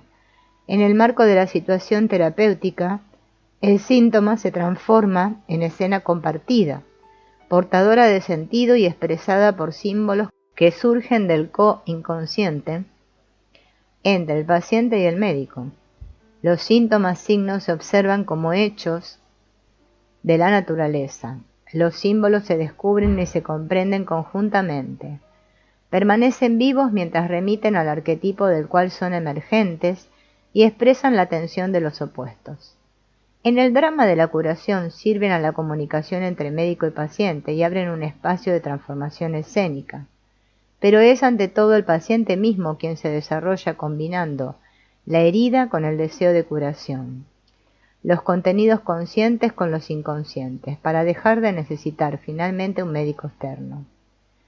Una vez logrado esto, el símbolo ha cumplido con su cometido y se convierte en el recuerdo de un conflicto enfermante que el paciente pudo utilizar para desarrollarse. En el Evangelio, según San Lucas, María es llamada Cimbalousa, componedora, porque conserva las palabras en su corazón. No se puede reproducir exactamente el significado de Cimbalein por medio de reflexionar acerca de, ni por medio de un sentimiento religioso que se relaciona a menudo con la figura de María. Jung subraya que el procedimiento de la simbolización abarca siempre todas las funciones psíquicas y, por lo tanto, no se puede restringir al ámbito del pensamiento o del sentimiento. La abundancia de presentimientos y la preñez de significado del símbolo son cosas que hablan tanto al pensar como al sentir, y su peculiar carácter de imagen, cuando se configura en una forma sensorial, estimula tanto la sensación como la intuición. El símbolo vivo no puede producirse en un espíritu obtuso y poco desarrollado, pues semejante espíritu se dará por contento con el símbolo ya existente, tal como lo ofrece la tradición. El símbolo expresa la tensión de los opuestos en varios sentidos, en el sentido de la bipolaridad que es típica de los tipos de función, pero también de las actitudes, a saber de la tensión entre la orientación extravertida, que se fija en los datos objetivos, y el anhelo introvertido de quien se guía por la propia expresión subjetiva. En relación con la creencia de que el símbolo tiene su origen en las conquistas intelectuales más elevadas, Jung agrega que en igual medida ha de surgir de los movimientos más bajos y primitivos. Ejemplos de ello son los símbolos serpiente-dragón, en el contexto arquetípico de enfermedad-salud, y la esfinge como expresión de la tensión de los opuestos masculino-femenino. Para la interpretación de los sueños, para el trabajo con las fantasías y en general, para el mundo de imágenes que se construye entre el médico y el paciente, es de gran importancia la distinción que hace Jung entre símbolo y alegoría, pues en principio la alegoría es traducible a un objeto conocido, sin que quede un resto simbólico intraducible. Freud, 1900 años, intenta rehacer el trabajo del sueño mediante la interpretación del sueño, interpretación analítica para reconstruir su contenido latente. Por ejemplo, un deseo de muerte o de amor prácticamente incompatible con la conciencia, a partir de su contenido manifiesto. Se vale para ello de registros de símbolos semejantes a un diccionario bilingüe, mediante los cuales atribuye claramente ciertos símbolos, Jung diría signos, a determinados contenidos del sueño. El descubrimiento revolucionario de Freud consistió en ver que el manifiesto del sueño, aparentemente carente de sentido, tiene un significado. Sin embargo, Freud pensó que sólo podría descubrirlo retrotrayéndolo a la idea latente del sueño. Jung, en cambio, pone el acento más bien en el sueño manifiesto y en el carácter simbólico, vivo, que no le permite ser totalmente traducido ni asimilado por la conciencia. La máquina psicológica que transforma energía es el símbolo.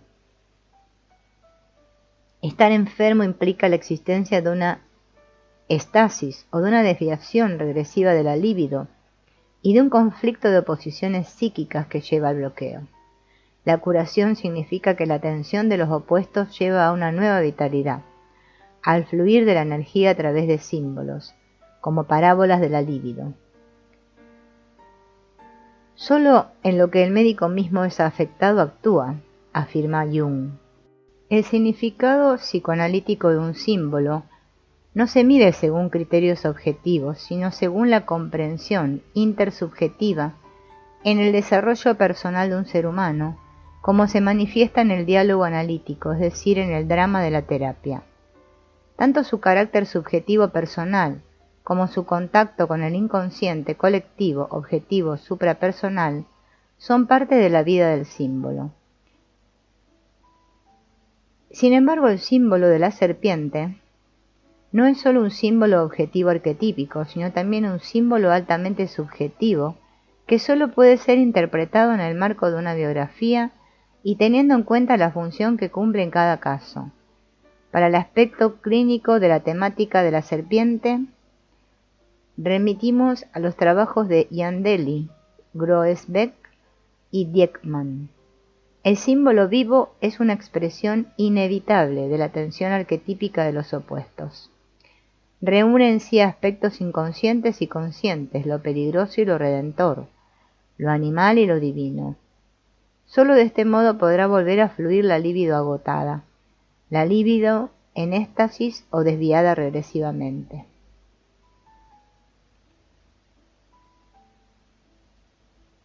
Si el símbolo muere, de tal modo que pierde su sentido para el individuo y el colectivo, existe el peligro de una identificación con el complejo y de una proyección del mismo que finalmente puede llevar a la formación del síntoma, por ejemplo, mediante la asunción neurótica del rol del chivo expiatorio. Tanto en el complejo como en el síntoma se mantiene la temática arquetípica originaria, muchas veces de modo demasiado evidente, destructivo y pervertido, cuando ya no se puede seguir tolerando la tensión originaria de los opuestos, y ésta ha llevado a la represión, a la disociación y a otros modos de elaboración. En el antiquísimo símbolo de la serpiente se expresa el conocimiento de que la experiencia cura el peligro. La experiencia es el elemento salvador, y es de este modo lo mismo que el peligro, de lo que se trata en toda terapia, en cuanto esta es homeopatía, curación mediante lo igual. Los símbolos expresan la tensión de la oposición entre la separación y la dependencia, o entre la lealtad a la madre y la lealtad al padre en el conflicto de Edipo. Cuando queremos resolver las polaridades que determinan nuestra vida, corremos el riesgo de evitar conflictos necesarios para el desarrollo o de disociar los extremos como si fueran incompatibles. En su temporalidad, la serpiente también simboliza este aspecto del desarrollo. Como la luna, con la que se la relaciona en muchas culturas, la serpiente aparece y desaparece. La serpiente que se muerde la cola, Uroboros en griego, simboliza el nacimiento y la muerte, el remedio y el veneno. En la mitología mexicana prehispánica, la serpiente y el águila representan la oposición, tierra-cielo. El dragón es una figura universal del inconsciente colectivo, en la que se une el aspecto animal terrenal de la serpiente con los elementos fuego, aire y agua. Simultáneamente, en la fantasía determinada por lo masculino, el dragón se ha ido femenizando cada vez más, aproximándose a la esfinge. El motivo del dragón pertenece a la temática del héroe. Neumann describe la lucha con el Uroboros como símbolo de una integridad originaria, basándose en la lucha del dragón, solo mediante la lucha con los opuestos, mediante el asesinato simbólico de la madre y del padre, surge un yo independiente. En la lucha contra el dragón hay muerte, pero en la superación de lo amenazante también hay una nueva relación con los opuestos. Por ejemplo, una nueva relación con las imágenes internas de los padres. La lucha contra el dragón contiene dos elementos, además del dragón masculino-femenino, el héroe, por ejemplo, San Jorge, y el tesoro, como motivación y premio de la lucha, o la joven que debe ser liberada del poder del dragón. Neumann describe la lucha contra el dragón como un acontecimiento prepatriarcal. Desde la perspectiva del desarrollo masculino, describe la angustia originaria de ser devorado por el terrible elemento femenino y de ser herido en la masculinidad superior o inferior. hay castrados superiores e inferiores, y a menudo quienes tienen una obsesión fálica son castrados superiores y también a menudo quienes tienen una obsesión racional son castrados inferiores. La totalidad de lo masculino resulta solo de ambas zonas juntas. La lucha simbólica contra el dragón separa a los padres primitivos, mata a la madre devoradora y ayuda al hombre a librarse de sus exigencias hacia la mujer que provee de todo alimento. Solo de este modo se torna posible la individuación y el vínculo con una mujer concreta. En el símbolo de la serpiente permanece viva tanto la lucha como los opuestos que se combaten mutuamente. Neumann describe la lucha contra el dragón en primer término en relación con el desarrollo masculino. Margaret Fuller señaló una variante femenina de la lucha contra el dragón, a saber, la lucha de Santa Margarita contra el dragón con la ayuda de la cruz. Dado que la cruz es el símbolo originario de la totalidad, también puede separar como una espada y está al servicio de una nueva integridad. A la vista del dragón, que silba, echa chispas, hiere y escupe fuego, la santa ora, aparentemente sin éxito, en un principio. Cuando entonces Santa Margarita habló, el dragón abrió sus fauces sobre la cabeza de Santa Margarita, extendió su lengua bajo sus pies, la deglutió resoplando y ésta quedó atrapada en su estómago. Pero la cruz de Cristo que se había hecho Santa Margarita creció en el interior del dragón y lo partió en dos mitades, y Santa Margarita salió del cuerpo del dragón sin sentir dolor alguno. Margarita parece quedar parada un momento sobre el labio inferior del dragón antes de ser devorada por éste. La permanencia en el estómago es, como sucede también en el relato de Jonás, el requisito necesario para el renacimiento y la transformación. El nacer a partir del dragón es nacimiento transformador y también símbolo del proceso terapéutico.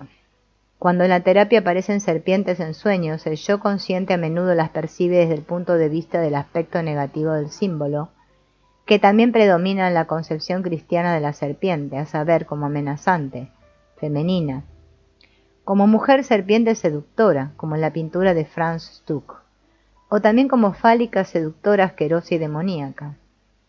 En la antigüedad pagana, en cambio, el aspecto fálico de la serpiente era también símbolo de curación, por ejemplo, como expresión del coito con Asclepio.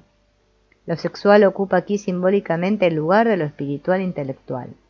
La simbología de la curación fálica encuentra su continuación en la religiosidad popular cristiana, por ejemplo, en el culto a los médicos San Cosme y San Damián. En muchos casos, en un primer momento, es necesaria la resistencia frente al aspecto curativo de la serpiente. Así, por ejemplo, Lidia, una mujer de 35 años que va a analizarse debido a una problemática de angustias graves, cuenta en la segunda sesión que soñó muchas veces con serpientes en la cama. En la noche de la sesión 21 soñó con amenazantes hombres extraños y con una serpiente que había entrado de noche por la ventana abierta de su dormitorio sin que su esposo siquiera lo notara. En la sesión 32 cuenta el siguiente sueño. En una reunión familiar están mis padres. Primero la atmósfera era agradable. Había aproximadamente entre 20 y 25 personas. Me di cuenta de que la atmósfera cambiaba. A cada uno que miraba le salía una serpiente por la boca, aunque después se disolvía. Me escondí en el cuarto y me quedé, quieta, para que nadie me notara. Después aparecía de pronto un hombre, mi padre. De su boca salió una serpiente y se disolvió. En ese momento se despertó gritando. Su esposo tuvo que calmarla. Es él quien tiene que encargarse en general de mantener alejados a animales repugnantes, como serpientes o ratas, tanto en la casa como en las vacaciones. La simbología de la serpiente expresa en este caso lo inquietante e insidioso que acecha en el mundo protegido de la reunión familiar. En la transición hacia el amenazante mundo masculino, esta mujer aún está atrapada en vínculos matriarcales, urobóricos. A lo largo de varios años de tratamiento psicoanalítico, siempre volvía a relatar variantes del sueño descrito. Con el tiempo ya no necesitó despertar al esposo para dominar su angustia. Ahora su gato siente su estado de tensión y salta a su cama como si tratara de calmarla. Ella misma ya está en condiciones de entender el aspecto de la doble lengua, pulsional e intelectual, de la serpiente que sale de la boca de los adultos. La serpiente representa tanto la sexualidad adulta como la fuerza de la palabra. Representa la curación y la muerte, y a veces incluso la curación mediante la muerte de una antigua forma de vida. También es una advertencia intensa de una vida consciente falsa, ajena al cuerpo y al alma. Esta vida falsa consiste en que, en el símbolo de la serpiente hay una defensa frente a un aspecto de la sombra. En este caso particular se trata principalmente de la sombra personal, de la suma de las posibilidades no vividas, de todo aquello que la mujer no desea ser en la autoconciencia del yo. La serpiente simboliza muy a menudo un aspecto de la sombra, ya sea un aspecto claro, por ejemplo, la energía de curación, o los deseos pulsionales, que no me permito y que vivencio, por lo tanto, como seductores, ya sea un aspecto oscuro. En este último caso, la serpiente se convierte en cierto modo en chivo expiatorio, sobre el cual descargamos partes no deseadas de la personalidad individual o colectiva, para mandarlas de esta forma al desierto. Sin embargo, no toda serpiente que aparece en un sueño es una representación de la sombra. Lo decisivo no son determinados contenidos que convierten a la serpiente en portadora de la sombra, sino la dinámica arquetípica propia de la sombra. Me la quiero sacar de encima, pero a pesar de ello está pegada a mi piel, me persigue y se me aparecen otras personas sobre las cuales la proyecté. Durante un tiempo intento combatirla en los demás, pero no tengo éxito. ¿Cómo es que miras la brizna que hay en el ojo de tu hermano y no reparas en la viga que hay en tu ojo? Con ayuda de la metáfora de Aaron Antonovsky, que todos nos encontramos en el río de la vida entre los polos de la salud y la enfermedad, el motivo arquetípico del río puede haber contribuido a que hubiera un santuario a Asclepios en la isla del Tíbet, en la Roma antigua, más exactamente del lado decorado de esta isla con forma de barco que daba hacia la parte descendente del río. La curación se da en cuanto me subo a las fuerzas de la corriente vital y aprendo a trabajar con la energía curativa. La serpiente como símbolo del mundo subterráneo es la expresión del hecho de que la curación se produce al borde del reino de los muertos, de que la enfermedad no es sólo una perturbación de funciones, sino que tiene lugar, más bien, sobre la pala de la muerte. Como dice una expresión popular, ya no es posible averiguar si la serpiente o el dragón hacían alusión a las divinidades del infierno en la historia de las religiones. En todo caso, la serpiente es una figura en la cual el dios se puede acercar físicamente a un enfermo. La bipolaridad expresada por el símbolo de la serpiente también se encuentra en la idea griega de que los dioses pueden curar, herir y ser ellos mismos portadores de heridas.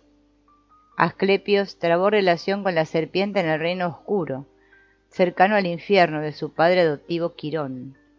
Este centauro bondadoso es un curioso ser en que se manifiestan las opciones arriba hombre, abajo caballo, y herido en su parte inferior por una flecha mortal de Heracles. Quirón no puede morir. El caballo, la serpiente y el perro, como animales subterráneos, espantan el mal, pero el médico originario que sufre con los demás cuenta con el quironio, que puede curar cualquier mordedura de serpiente, también la propia herida, que sin embargo y al mismo tiempo se considera incurable.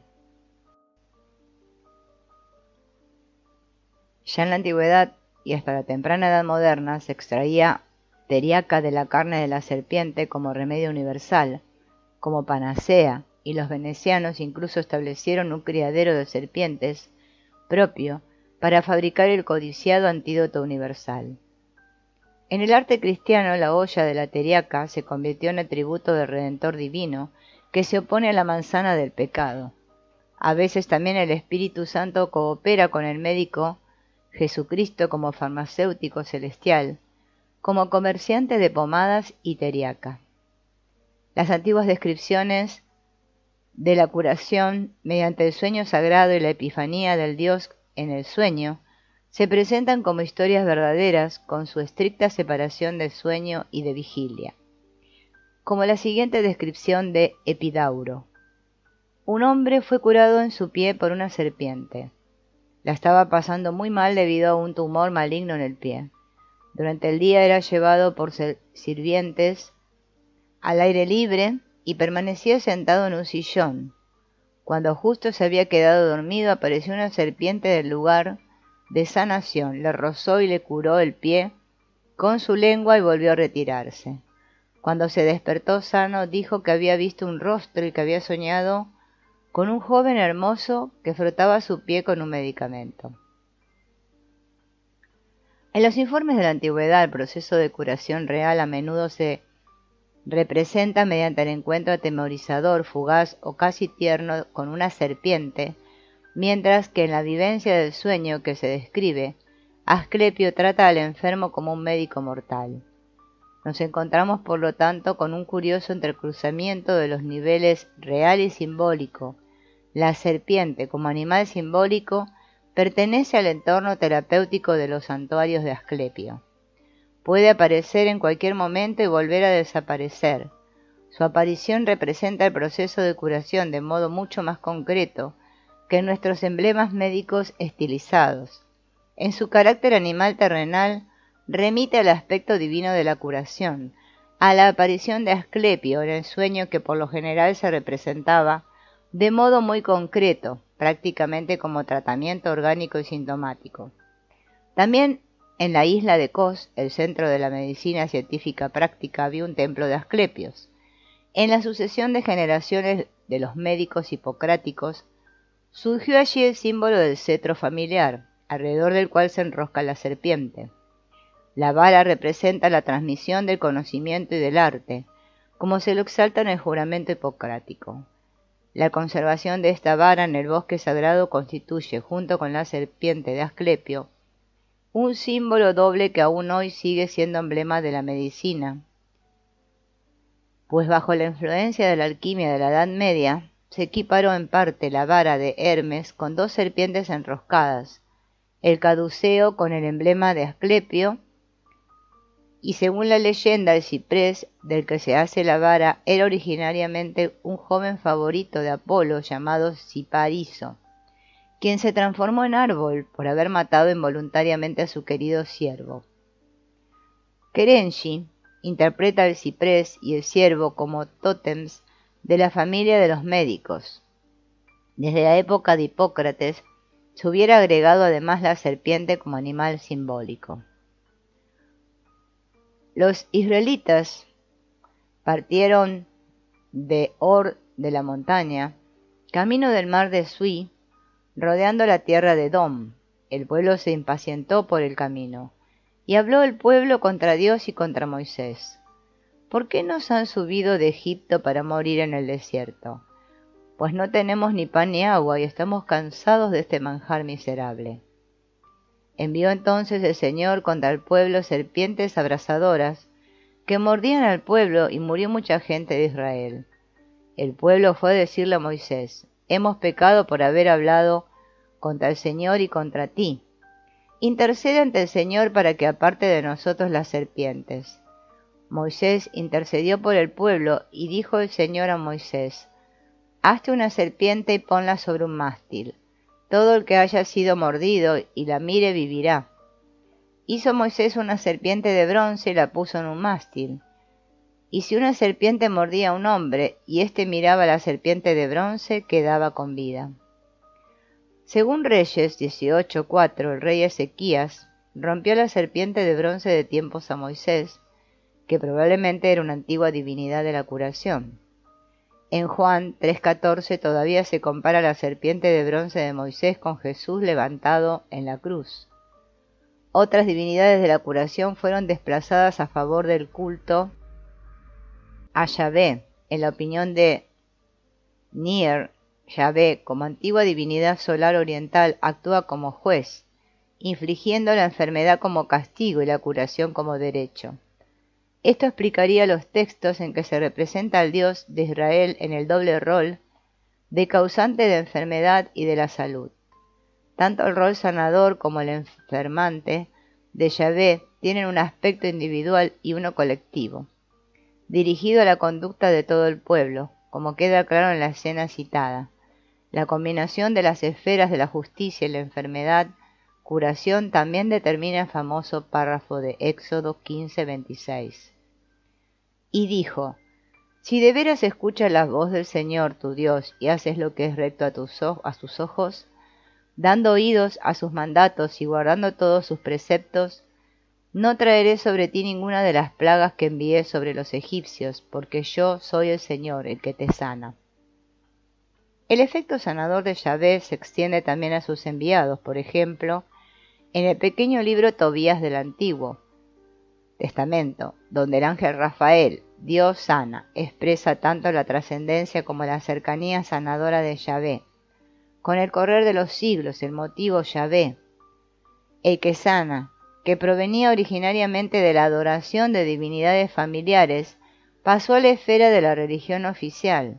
En el marco de esta exposición no podemos responder si la abolición de la serpiente sanadora del templo de Jerusalén por parte del rey Ezequías tiene que ver con esto. En el rito de levantar la serpiente, algunos ven un culto a los muertos practicado por los fenicios o por los antiguos hebreos. La ilustración frecuente de Números 21:6-7 podría haber favorecido el redescubrimiento del emblema de Asclepio en la temprana Edad Moderna. Se identificaba a la serpiente con el pagano Asclepios o bajo la influencia del Apocalipsis de San Juan, con Satanás, de modo que en el cristianismo aparece predominante la apreciación negativa de la serpiente. Hay sin embargo excepciones a esta regla, y la fuerza simbólica de la serpiente permanece inquebrantable, no solo debido a la continuidad como emblema de la medicina. La propuesta de que los verdugos lleven el báculo pastoral con la serpiente enroscada en su escudo es característica de la bipolaridad del símbolo de la serpiente. Los verdugos eran considerados alumnos de Asclepio y de Paracelso, y la mayoría de los ciudadanos adoraban aún hoy al verdugo como un semidios, y cuando en caso de enfermedades de hombres y bestias ya nada ayuda, se llama a este hombre sabio, como se lo denomina prácticamente en todas partes, para que dé consejo. Hay numerosos paralelismos entre la vara con la serpiente de Asclepios y la iconografía cristiana que remite a Números 21:4-9 en relación con el motivo de la elevación de San Juan. Por ejemplo, el obispo Arsacio, que según la leyenda llevó a Milán la serpiente de Moisés, es adorado como segundo patrono de la iglesia de Nuestra Señora de Múnich. Allá se lo representa en dos lugares con la serpiente que rodea su báculo pastoral. En San Juan 3:14 se habla de la crucifixión de Jesús y se la denomina elevación, y es comparada con la serpiente de Moisés, demostrándose que esta relación ya se veía en la Biblia. A pesar de la interpretación predominantemente negativa de la serpiente en la conciencia judeocristiana, que Jesús era entendido como parmacón, ambivalente, maldito y sagrado, al igual que el chivo expiatorio, queda demostrado en la aplicación de Deuteronomio a Jesús en la epístola a los Gálatas, donde dice: no dejarás que su cadáver pase la noche en el árbol, lo enterrarás el mismo día, porque un colgado es una maldición de Dios. Así no harás impuro el suelo que el Señor tu Dios te da en herencia.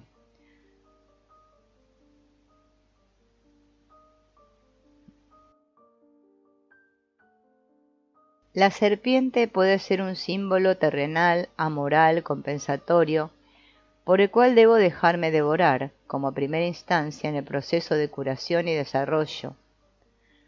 Por el otro lado, en el contacto con el inconsciente necesitamos la cruz para poder vencer al dragón.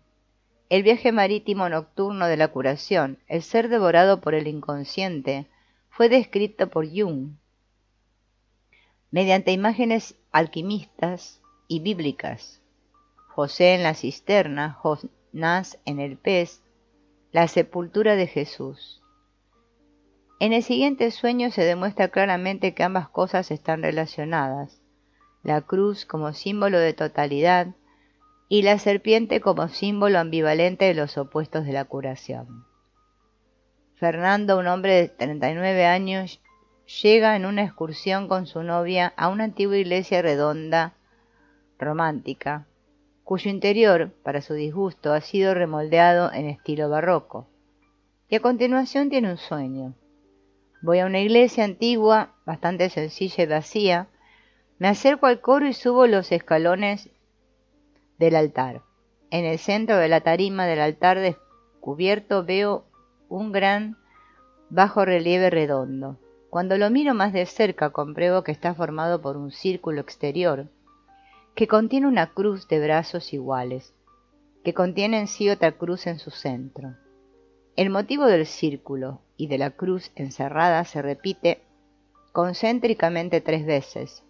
Dentro de la cruz más pequeña hay otro círculo. Cuando lo observo con la mirada tranquila veo que es una serpiente que también tiene forma de círculo y se mueve concéntricamente.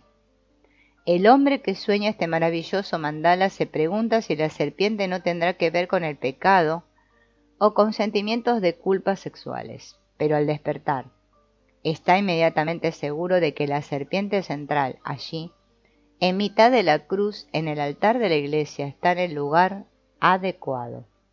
Es bueno que pongamos entre paréntesis nuestro saber acerca del significado cristiano de la cruz y que veamos en ella, en primer lugar, el símbolo universal del estar íntegro, del estar sano.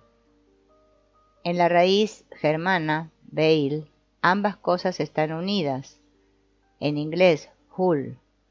Justamente en la meditación, la cruz no se debe actuar solo como signo del Hijo del Hombre y de su pasión, sino que debe ser eficaz más bien como signo del hombre. En la psicoterapia corporal trabajamos con las 3 cruces, la inferior, la superior y la suprema, que representan la totalidad, la permeabilidad y la conexión. No siempre somos conscientes de la cruz inferior, es decir, de la conexión longitudinal entre la columna lumbar y la pelvis a través del hueso sacrosoldado, y de la conexión transversal de la articulación de las caderas. A veces son el dolor, los bloqueos, los trastornos funcionales los que nos hacen tomar conciencia de esta zona. La cruz superior está formada por la conexión transversal de la articulación de ambos hombros y por el eje longitudinal que va de la base del cráneo al centro de la columna dorsal. Esta importante cruz interna está representada e imaginada de este modo y se entrega hacia el suelo, independientemente de la postura de quien esté realizando los ejercicios. Es aún más importante el trabajo en las conexiones articuladas, en la movilidad de esta cruz en sí misma. Hay que disolver el endurecimiento allí existente, la energía mal encauzada, la mala postura. En un primer momento es más fácil percibir la movilidad de este armazón interior que nos sostiene cuando estamos acostados, pero más tarde también hay que conservar esta movilidad al estar erguido. En lugar de fijarse en sí mismo, quien hace los ejercicios aprende a abandonarse a la fuerza de la gravedad, a dejarse llevar y a entregarse al juego con el equilibrio en la cruz superior. Esto es parte de la postura humana erguida en la identidad flexible.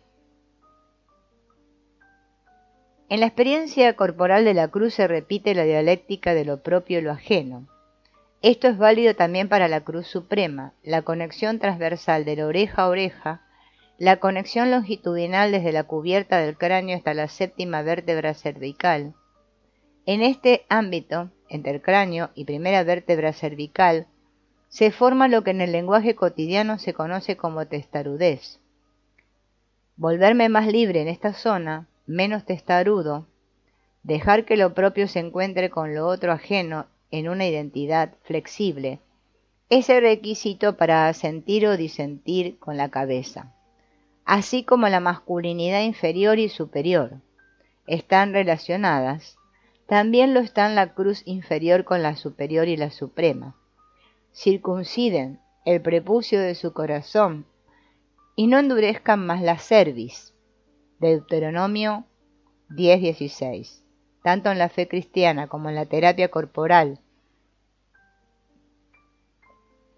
y en el análisis junguiano, la cruz es símbolo de estar íntegro, de estar sano, de totalidad, pero también es el símbolo del sufrimiento de la falta de totalidad, ante mi identidad amenazada o testaruda, ya que la cruz de la integridad y de la rectitud está quebrada en el hombre natural, le falta esta o aquella parte de la cuaternidad de la cruz, o partes demasiado largas o atrofiadas, de lo que se puede inferir un desarrollo excesivo o un subdesarrollo de determinadas partes del alma y la existencia de carencias físicas condicionadas por la psique.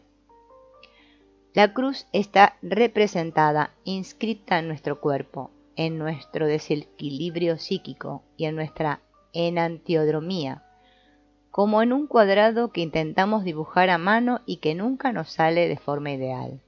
La individuación, la búsqueda de la totalidad, no de la perfección, implica dejarse conducir por el arquetipo del sí mismo, por la integridad de nuestra personalidad humana, por la circunferencia total y por su centro que conduce, por su fundamento que nos sostiene. Empíricamente es imposible distinguir qué es un símbolo del sí mismo y qué es una imagen de Dios, dice Jung. El sí mismo aparece en sueños, mitos y cuentos de hadas como una personalidad superior, el rey, el héroe, el profeta, el redentor, o como símbolo de totalidad, círculo, cuadrado, cuadratura del círculo. ¿Por qué es justamente el número 4 el que está en relación con el sí mismo? En primer lugar, parece que esto se debe a causas externas, estéticas. Jung descubrió símbolos de la totalidad especialmente elocuentes en la estructura cuadrada y en cruz de ciertos mandalas. Los descubrió en mandalas dibujados por artistas o por sus analizados y en mandalas que él mismo dibujaba. Ejemplificaremos la búsqueda del arquetipo del sí mismo con el ingreso a una antigua iglesia cuyo principio de construcción no podemos entender de inmediato en la oscuridad. La forma en que nos orientamos en esta iglesia fue descrita por Jung en su tipología, los 4 tipos de función, sentimiento y pensamiento, sensación e intuición, conforman 2 parejas que se pueden representar en forma de cruz. Disponemos siempre de las 4 funciones, pero una de ellas es inferior, actúa a partir del inconsciente. El sufrimiento por esta falta de totalidad y el deseo de integridad tipológica constituyen un motor central de la individuación. Si mi función superior es la sensación, al ingresar a nuestra antigua iglesia percibiré, en primer lugar, una cantidad de detalles, la distribución de la luz, las proporciones y las medidas del lugar, los elementos de estilo característicos que me permiten hacer un diagnóstico diferencial entre romántico, gótico, etc. Si soy un tipo introvertido de sensación, registraré ante todo que tengo hambre y que no he comido nada desde el desayuno. Miro el reloj, compruebo que de todas formas la iglesia cerrará en 15 minutos y decido ir a comer a un restaurante. Si en cambio mi función superior es la intuición, dejaré que primero actúe sobre mí la impresión general, me sentaré en un banco y me imaginaré cómo podría sonar un coral para un órgano de Bach, o cuál sería el aspecto de una bonita liturgia en este ambiente. O le doy un nombre al vitral a través del cual brilla el sol y cuyos detalles aún no alcanzo a reconocer. A estos 2 tipos de funciones perceptivas se oponen las funciones críticas, como tipo del pensamiento, tal vez abra mi guía y comience sistemáticamente mi visita, intentando entender los argumentos de distintos autores de historia del arte que había estudiado al prepararme para la visita. Si en cambio soy un tipo del sentimiento, en primer lugar me preguntaré, ¿qué es bueno para mí y para mis acompañantes ahora? No comienzo con mi visita en la entrada o en el lugar en que comienza la guía, probablemente compruebe que ni siquiera tengo ganas de visitar la iglesia. Buscaré más bien el lugar dentro de ella que más me guste, tal vez la antigua cripta prerromántica. He entrado a la iglesia con mis 4 capacidades. Estas forman una cruz, en la que se enfrentan en forma polar ambas funciones perceptivas y ambas funciones críticas respectivamente. He colocado el pensamiento arriba. Esto se corresponde con la simbología de la figura humana de Rosberg, que relaciona el polo intelectual con la cruz superior y el polo de las pulsiones con la cruz inferior. Aunque esta es la representación habitual, la misma solo es correcta para el tipo de pensamiento, es decir, que para el tipo de sentimiento. Si estaría arriba, S, y P abajo, y del mismo modo habría que llevar a cabo un reacomodamiento para los demás tipos. Según Jung, todas las personalidades cuentan con las 4 funciones. Sin embargo, es la función principal la que guía mi orientación consciente en mi mundo hasta el momento en que se manifiesta la función inferior, que actúa a partir del inconsciente. En el esquema de la cruz se trata siempre de la función opuesta a la función superior. Es decir, que el sentimiento será siempre la función inferior del tipo del pensamiento y viceversa. Del mismo modo se comportan la intuición y la sensación. La toma de conciencia de la función inferior, a menudo dolorosa, sucede por lo general en la crisis de la mitad de la vida, cuando la función superior comienza a reclinar y a perder aceite como un auto viejo. Esto se expresa en el sueño de Frank, un médico de 38 años. Con gran esfuerzo llego con mi automóvil hasta un cruce muy transitado. Despierto con malestar porque detengo el tránsito. Solo logro avanzar los últimos metros empujando con mi cuerpo. Me detengo en una playa de estacionamiento para discapacitados al lado de la iglesia de mi ciudad natal. En este sueño seguramente el auto es un símbolo del proceso de individuación, o mejor dicho, de la dinámica del sí mismo que me trajo hasta aquí. Más precisamente se trata de mi fortaleza, de mi función superior, ya sea esta el sentimiento, el pensamiento, la sensación o la intuición, con cuya ayuda pude dominar mi vida hasta el presente. Sin embargo, en la mitad de la vida, momento que trae consigo un profundo giro tipológico, esta función está agotada. Mi función principal entra en crisis, siento mi punto débil, me doy de narices. Rengueo y me siento en cierto modo discapacitado, porque la función inferior se impone y es lenta, infantil y despótica.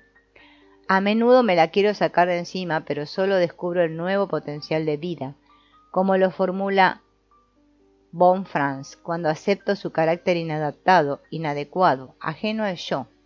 La herida de la función inferior constituye un puente hacia el inconsciente. Jung distingue 2 funciones racionales, el pensamiento y el sentimiento. Mediante el pensamiento juzgo una cosa por lo que es y lo que significa. Ordeno mi mundo valiéndome de conclusiones lógicas. Mediante el sentimiento juzgo si una situación es buena o mala, agradable o desagradable para mí y para mi entorno. Es decir, ¿qué es lo que vale para mí? Evalúo, pues, cómo es para mí y para los demás. Jung llama funciones irracionales o perceptivas a la intuición y a la sensación. Desde lo lingüístico, el sentimiento y la sensación o percepción de uno mismo no siempre están claramente diferenciados. La sensación dice que algo es. Como fonction du réel, se pregunta, ¿cómo es verdaderamente? Mediante la intuición, en cambio, percibimos las posibilidades, de dónde proviene y hacia dónde va. La función principal que nos permite dominar la primera mitad de nuestra vida es consciente y cercana al yo, mientras que la función inferior opuesta a la función principal es inconsciente. Las 4 funciones juntas forman una totalidad, que yo como individuo no puedo alcanzar. En el cruce de la mitad de la vida me doy cuenta de que yo mismo soy una cruz. El brazo de la cruz constituido por la función superior es el más desarrollado hacia la verdad, y hacia la izquierda todavía me puedo fiar aceptablemente de mis funciones auxiliares. La primera y la segunda función auxiliar se encuentran más o menos por encima del umbral de la conciencia. La función inferior, que es en cierto modo mi discapacidad, es la más débil. Ella es la herida abierta a través de la cual entro en contacto con el inconsciente. Si no estoy totalmente seguro de cuál es mi función superior, puedo descubrirla indirectamente a través de la función inferior que se le opone en la cruz tipológica.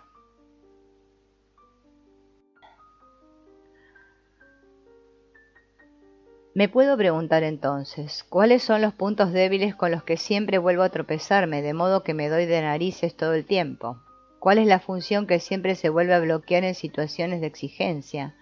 Por ejemplo, cuando un tipo de sentimiento le habla de sentimientos a un tipo del pensamiento. Pero ante todo debo preguntarme, ¿qué características negativas son las que más odio en los demás? Es decir, ¿cuáles son los aspectos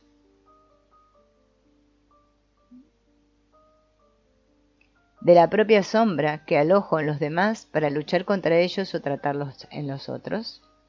En tanto, hemos avanzado por distintos caminos en nuestra visita a la iglesia y llegamos al altar del crucero. Sobre este altar cuelga una cruz. De pronto tomo conciencia de que estoy parado en el centro de la iglesia, en el crucero, allí donde está la intersección de ambos brazos de la cruz de su planta. Miro hacia adelante, hasta el ábside, hacia atrás, por donde entré a la iglesia. Miro hacia ambas naves laterales y descubro que esta iglesia es un mandala que se prolonga con una pequeña cruz sobre el altar que encuentra su expresión en la comunión de los fieles. Hay aún otro punto de vista importante para la cuaternidad de la cruz, que es de decisiva importancia para el proceso de la curación, a saber la dualidad unificada de la relación médico-paciente. Jung describió esto en la dualidad unificada entre hombre y mujer como esquema de cuaternio matrimonial, teniendo en cuenta el inconsciente del sexo opuesto en cada caso. El hombre tiene una imagen psíquica inconsciente, una mujer interna que Jung denominaba ánima, al igual que la mujer tiene una imagen masculina inconsciente que Jung denomina animus. Nos basamos en esta forma de cruz y de cuadrado junguiano para representar el arquetipo del chivo expiatorio y el arquetipo de la curación. En este punto no necesitamos adentrarnos en la discusión reciente acerca de la posibilidad de que la mujer tenga un ánima y el hombre un animus. Como lo expresa Rosenberg, la cruz es signo del hombre en general, no solo de la pasión de Jesús, el Hijo del Hombre en particular.